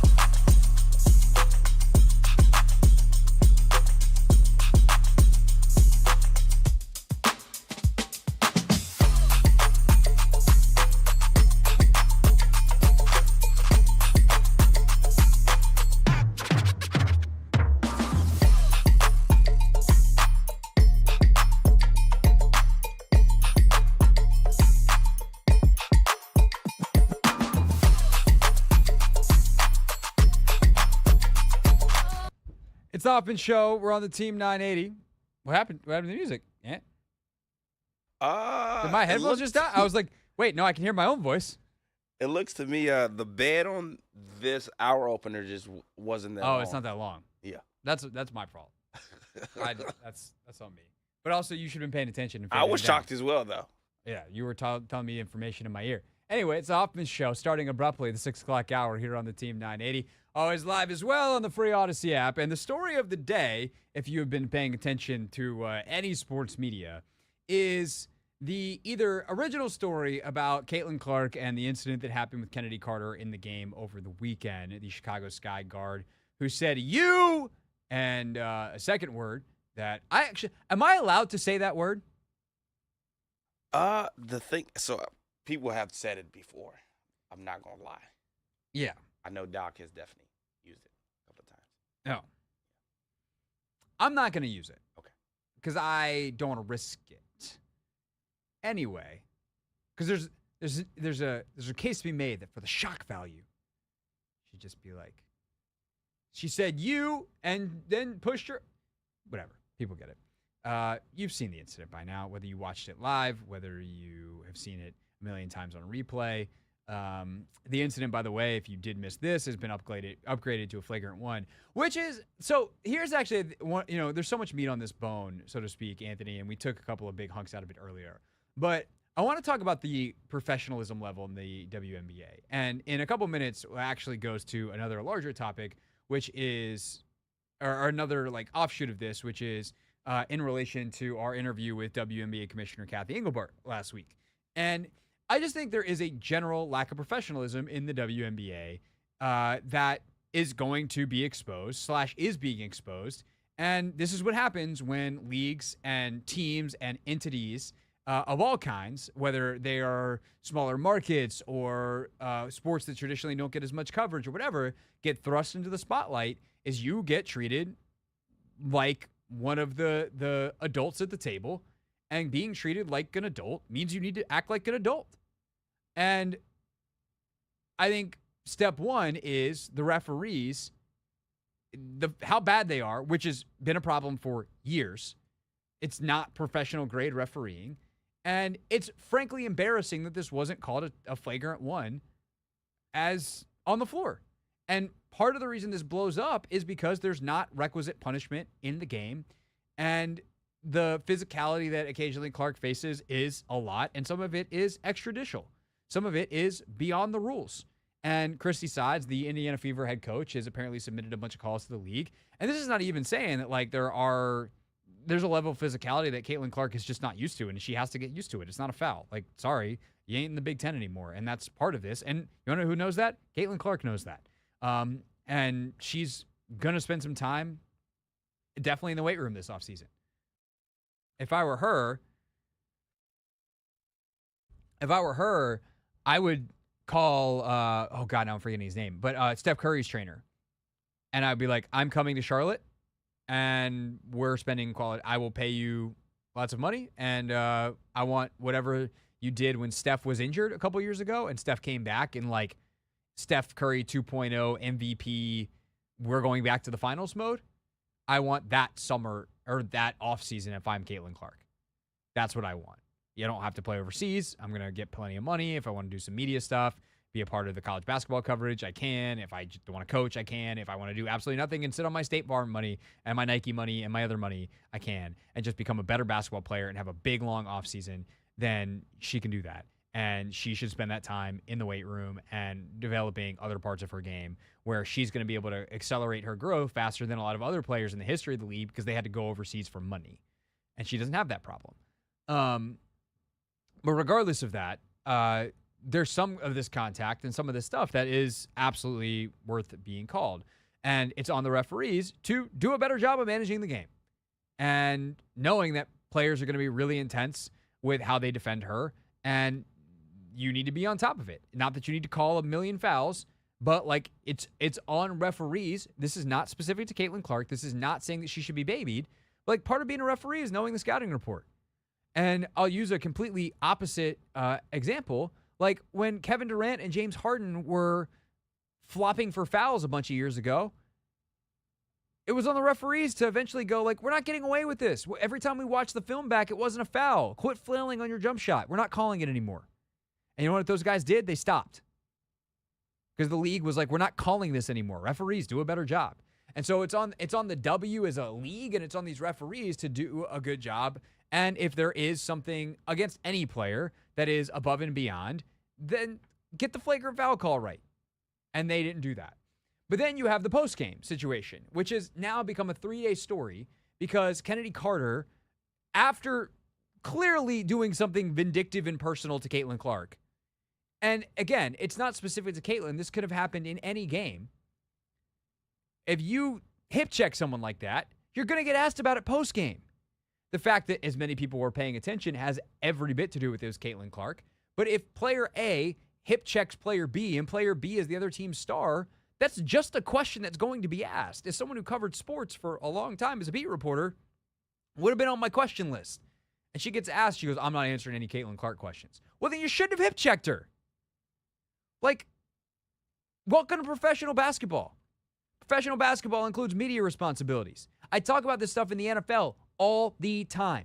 When you do something in a game in the NFL, we go into the locker room post-game and we ask you about it. And if you wimp out on the answer, that says everything about you and not a thing about us. Because we, as the media, are just doing our job. We are asking questions. And by the way, when Chennedy Carter then is going to go make personal attacks on Caitlin Clark afterwards on Twitter or Threads, because apparently people are still using Threads, despite the fact that it is terrible. I had so much hope for Threads, and God, they were bad. She had thoughts. She could have shared them in the postgame. She didn't. Teresa Witherspoon, Chicago Sky head coach, didn't want to share anything postgame. Sorry, it's a part of your job. It's a part of your job. Do your job. Answer questions. And then Teresa Witherspoon today, because they didn't answer questions a couple days ago, puts out a statement, and now we're extended talking about this story. And it's like, oh, you know, this is not how we are. If she had just said that post game, this doesn't blow up the way it does in the consecutive, or the not preceding, the whatever that follows 48 hours. Anthony, what's that word that I'm looking for? Proceeding? Preceding? Proceeding. Proceeding. Yeah. Pre is before, pro is after. Pro is after. Proceeding 48 hours. And so there's just a lack of, on all accounts here, professionalism. And by the way, that somehow then extends to people who professionally talk about sports and decide to do it in the dumbest possible way. And then there's all kinds of offshoot stories on that. But it starts with the W as a league and the players and the coaches within it being ready for this kind of attention. You knew it was coming. Why weren't you ready? You know this is a part of the deal now. And if you're lucky, and now, I want to say if you're lucky, that's not the right way to put it. It should be a part of the way, because it's not luck, right? This is something that's being built for years. You've been trying to get to this moment. Now that you're here, this is your new normal. This is good. You're going to have scrutiny and attention and people asking you questions, because that's what happens when people are interested. This is what you've wanted, so don't mess it up. Not that it's all going to get taken away, and I think that's an important caveat here. This isn't another white dude piling on saying, if you don't behave and do it our way, then we're going to take away all your stuff. No, you're just going to look bad. I don't want you to look bad. I don't want anyone to look bad. I want this to be fun and enjoyable because it's good hoop. Same that I want the NBA to be fun and enjoyable because it's good hoop. And the NFL for football, like, this is sports, it's fun, it's entertainment. All you have to do is not mess up the easy stuff like a press conference. It doesn't mean you can't be competitive. It doesn't even mean you can't do dumb stuff in games. Just be like, hey, it was the heat of the moment. I messed up. It's not the end of the world. Be professional. Answer the questions. It's part of the gig. I could say the same thing about the WNBA commissioner in terms of being ready for the moment, and I will, coming up at 6:30, but we'll take some of your calls on this next. It's the Hoffman Show. We're on the Team 980, and we're always live as well on the free Odyssey app.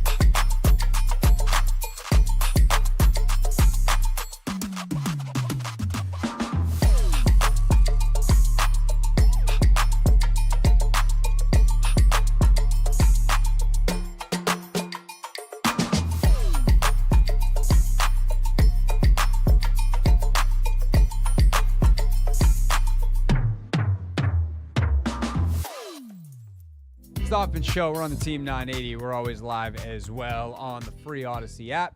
Streaming live on YouTube at the Team 980 as well. We're taking your calls, 301-230-0980. On the ongoing discourse, there's so many different branches off the topic tree, if you will, when it comes to Caitlin Clark. The WNBA in the last 24 hours has upgraded the foul on Chennedy Carter to a flagrant 1. There have been some flagrant 2-level commentary from a bunch of different people today, some of which has been shut down expertly. See First Take, some of which has been apologized for, and potentially we'll see if there's any other further punishment. See Pat McAfee.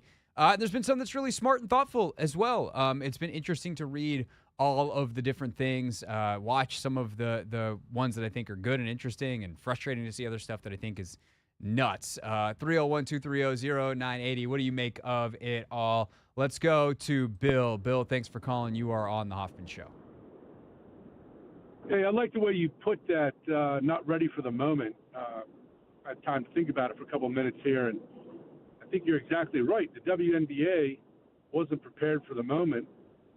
They literally, I look at it from the perspective of this is sports entertainment, and they have a golden goose that just landed upon them. I don't fully understand it, but, it's not for the WNBA to understand me, but they should understand that they have a golden goose, and they need to nurture that golden goose. And if that requires a conference with the commissioner and the owners and the referees and everybody and say, look, this is our golden goose. The tide's going to rise as we nurture and take care of this golden goose and strictly look at it from a sports entertainment and the fundamental idea of competition and bringing somebody in and hazing them and all this. But honestly, this is sports entertainment, and they have a golden goose at their feet. But it's not, Bill. They play for trophies at the end of the season. Like, it is entertainment, of course. It's a business. This is all entertainment. But like, the sporting side of it is competition, and the competition is what the entertainment is. You don't need to manufacture it. It's not, I know you're not saying this to this extreme, but like, it's not wrestling. It's not, you don't have to write the storylines. Like, the competition itself is the entertainment.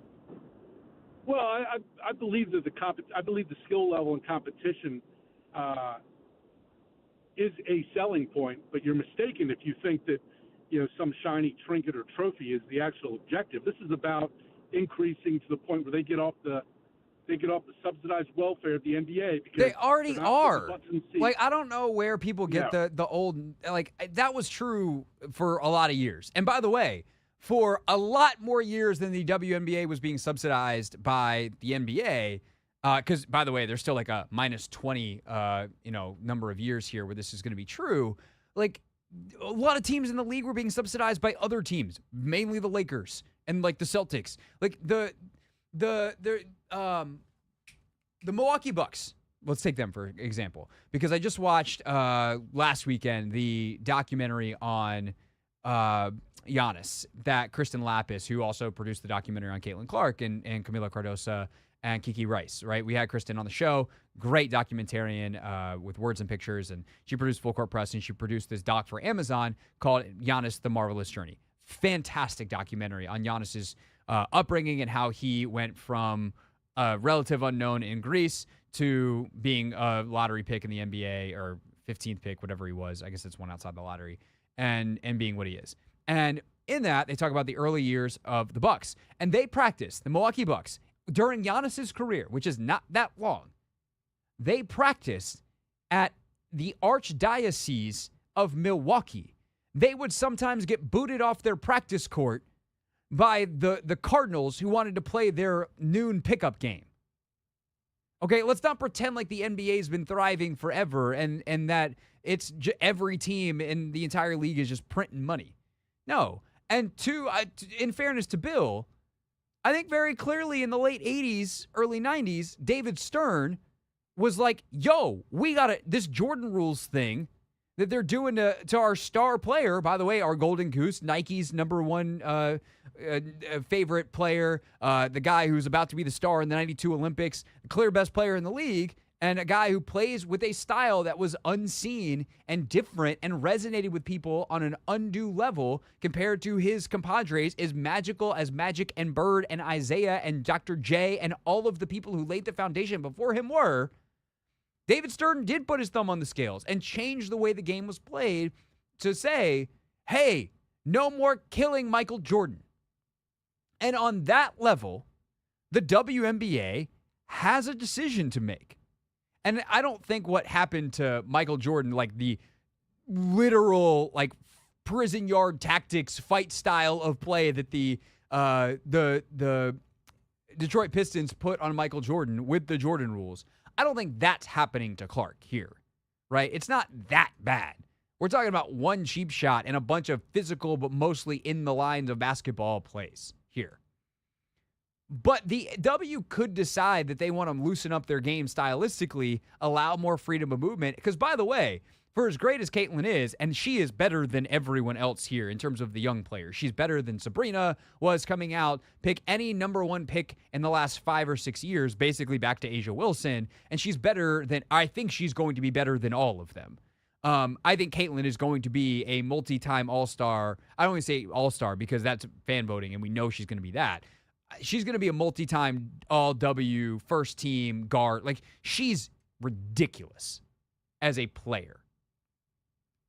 But Kiki Rice and Juju Watkins behind her and Paige Becker's behind her are damn good as well. And so as the game has changed and women's basketball, thanks to the investment that has happened finally with the W over the last 25 years, and you now have a generation of young women who have grown up playing the game and watching Diana Taurasi and Sue Bird and playing the skill game. We're seeing the same thing happen in women's soccer, by the way. Players like Chennedy Rodman didn't exist 15 years ago. Like Rose Lavelle, there's a generation of kids that are coming that are sick because they grew up watching Rose Lavelle do things with the soccer ball we've never seen any women and most men ever do in their lives. And part of it is the access to the world's game and watching men like Leo Messi, but it's also seeing Rose Lavelle be this creative and go, wait, I can do that? Sick. And then you have Trinity Rodman and Sophia Smith and Jaden Shaw and, you know, Lily Johannes is coming, a 16-year-old who's already on the U.S. women's senior national team. Like, the talent level is outrageous.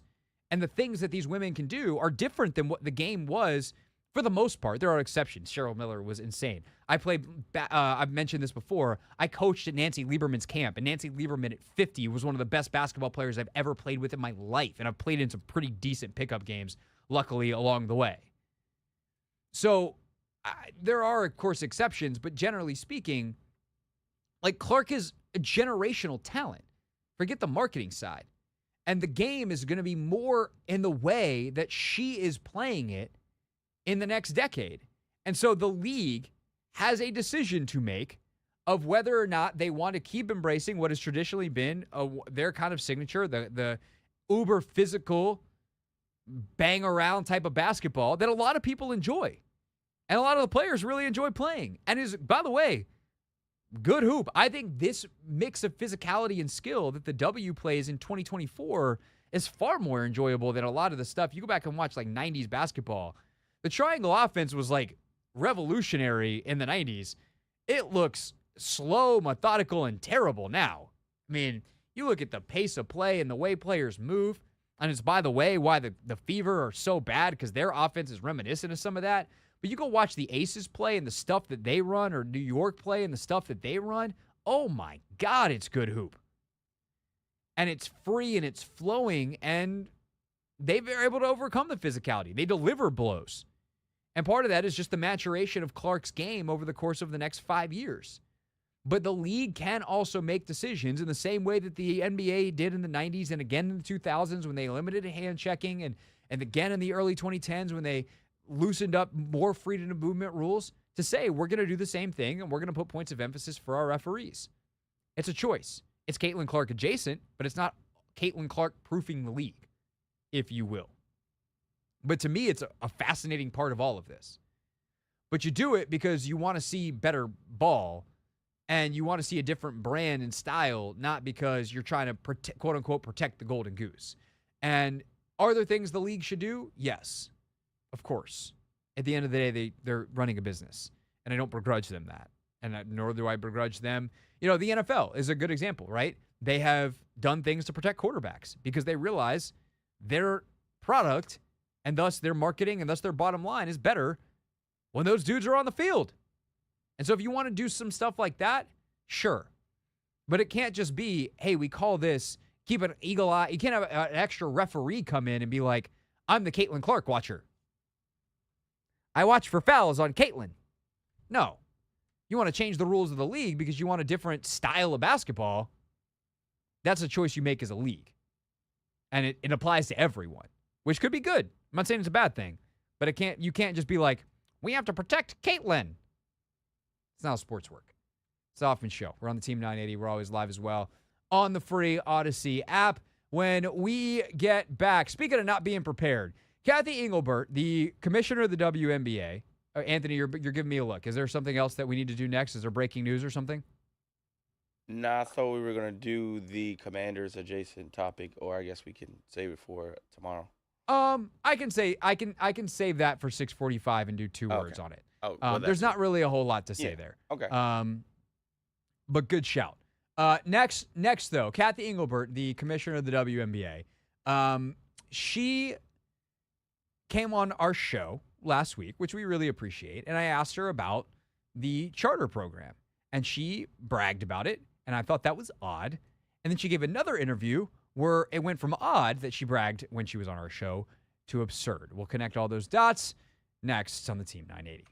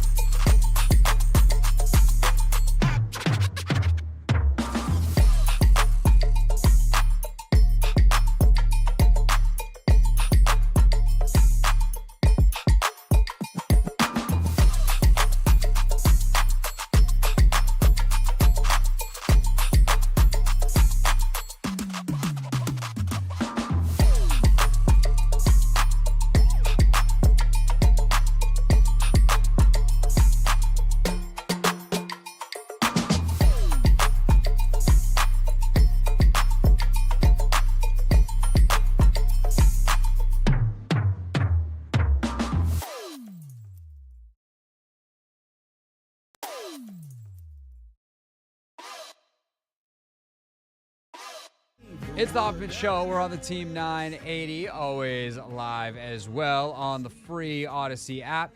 Streaming live on YouTube at the Team 980 as well.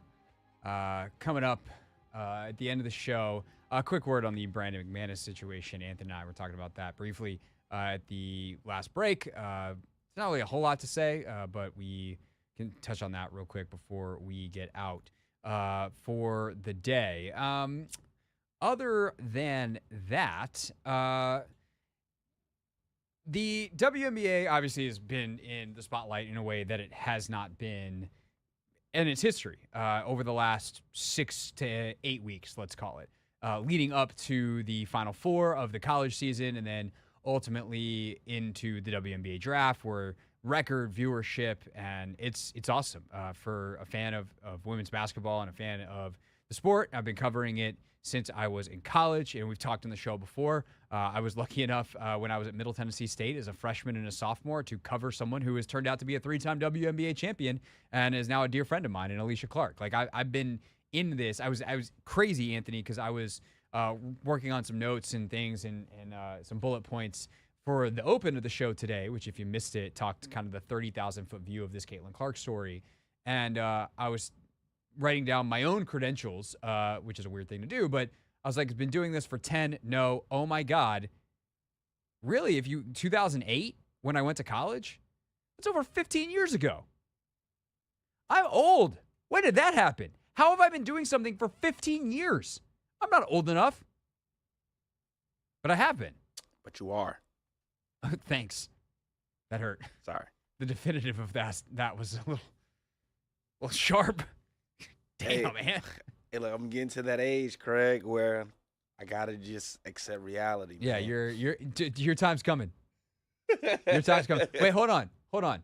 You're 28? I turned 28 and So you just got your 10-year high school graduation. yes. Or you're about to. Yeah. Yep. Yeah. So, Right. it comes at you fast. Yeah. But I've been covering women's basketball for 15 years.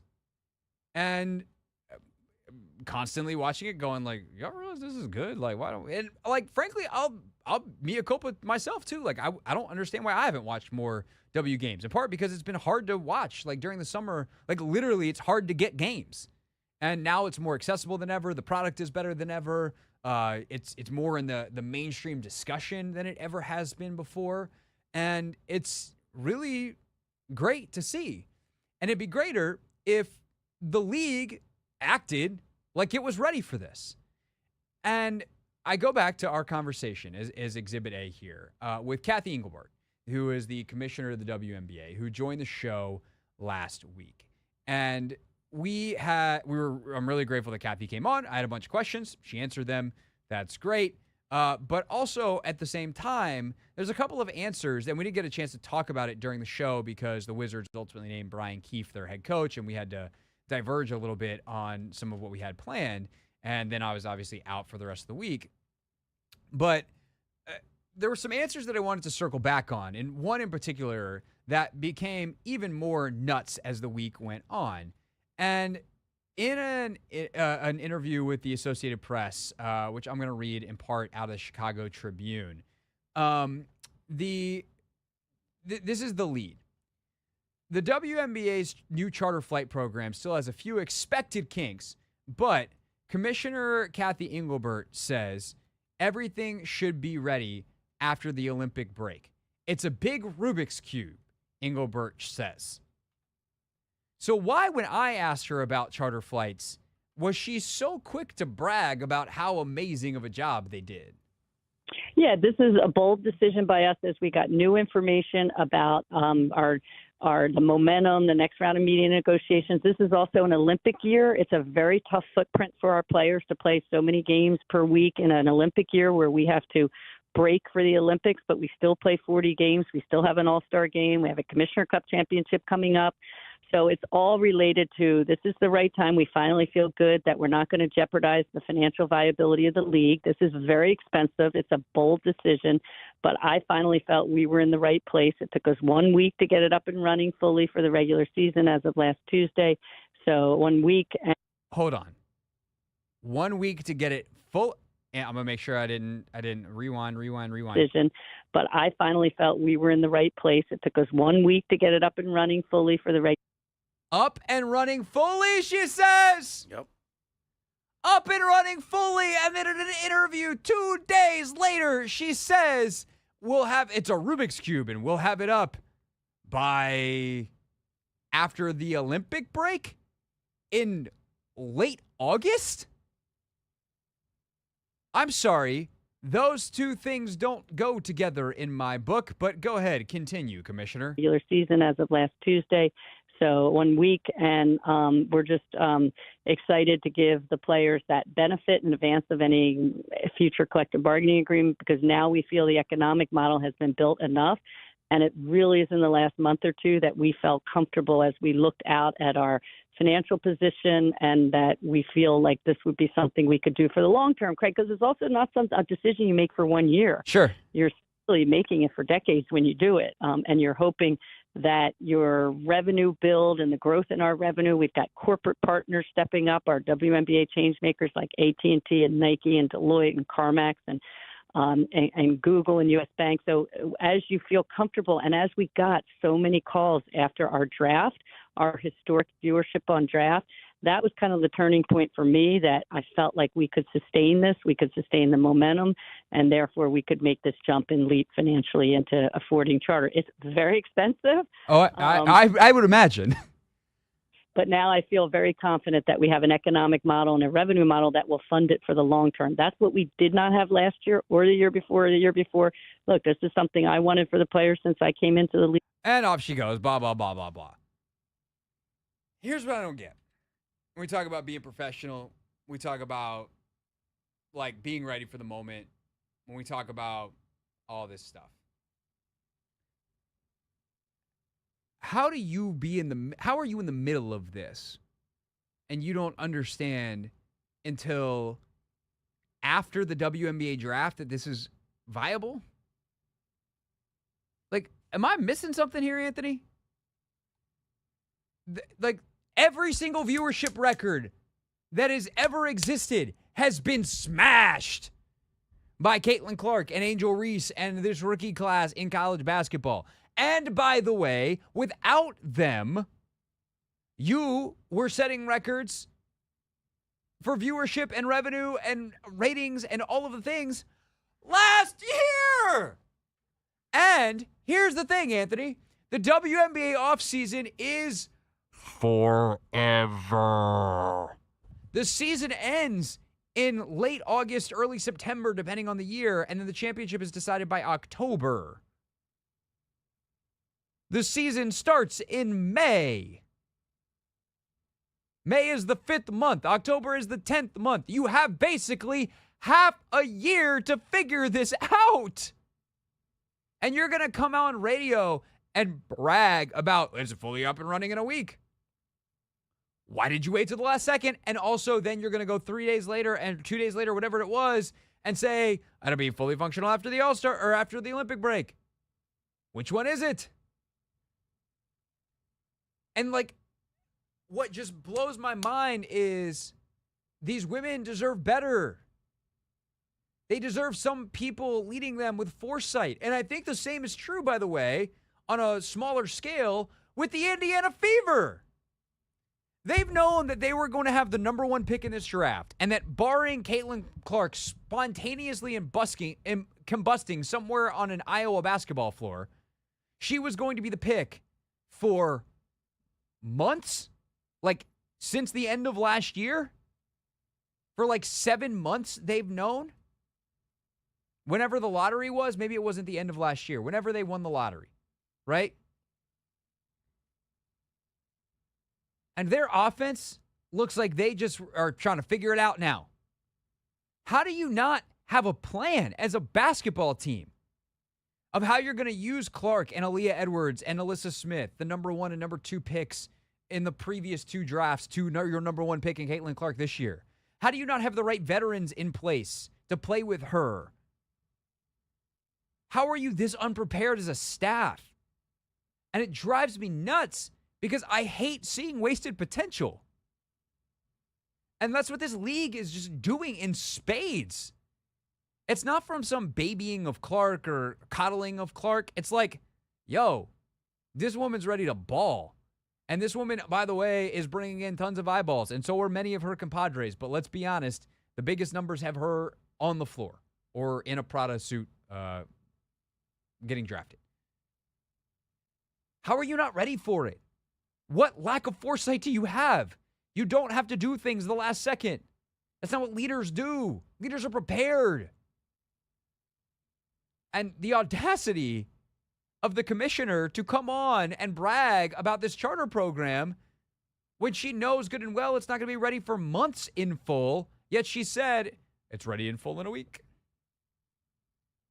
is humiliating, frankly, but also so frustrating because it's so par for the course. And for as many structural and systemic obstacles as the W has, and as women's sports have had, some of the biggest obstacles have been the people running it who are not up for the job. The schedule is unprofessional this year. The Fever have played 11 games. They have played 5 alone against the Sun and the Liberty. The Aces have played 6 games total against anyone all year. What are we doing? This is unprofessional. Be professionals. You are being paid to be professionals. And that is the biggest thing of all of this today on the W side of this argument. And God, you don't even get me started on the media types who are being unprofessional. That is a totally different discussion and perhaps one we will have tomorrow. But as someone who cares about this league and wants to see it succeed, oh my God, can the people in it be more professional? That would be nice, and it would lead to more success, which makes more money for all of you, which would be cool because you, generally speaking, deserve it. Capitalism, hooray! All right, that's it. That's all. I'm done with that. When we get back, we wrap up the show here on the Team 980.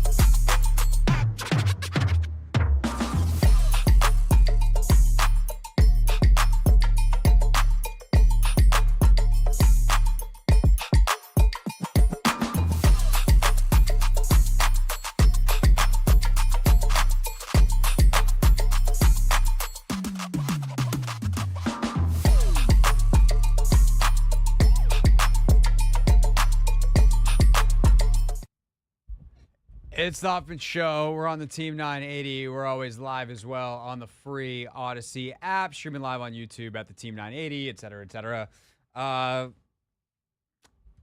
Anthony, sometimes it's fun to be a little baby troll on the interwebs. I just checked in the comments of the YouTube stream, and someone named JB is there's a whole Caitlin Clark chat going on in the chat, as you would imagine. And then JB typed like 4 comments in a row, and the last one is just in all caps. No punctuation, straight rage, straight internet rage. And I just was like, hey, at JB, your caps lock is on. Nice. That's a nice response. I feel like that's fun. It's just like it's a little jab. A little jab. Little just like let the air out of the blue.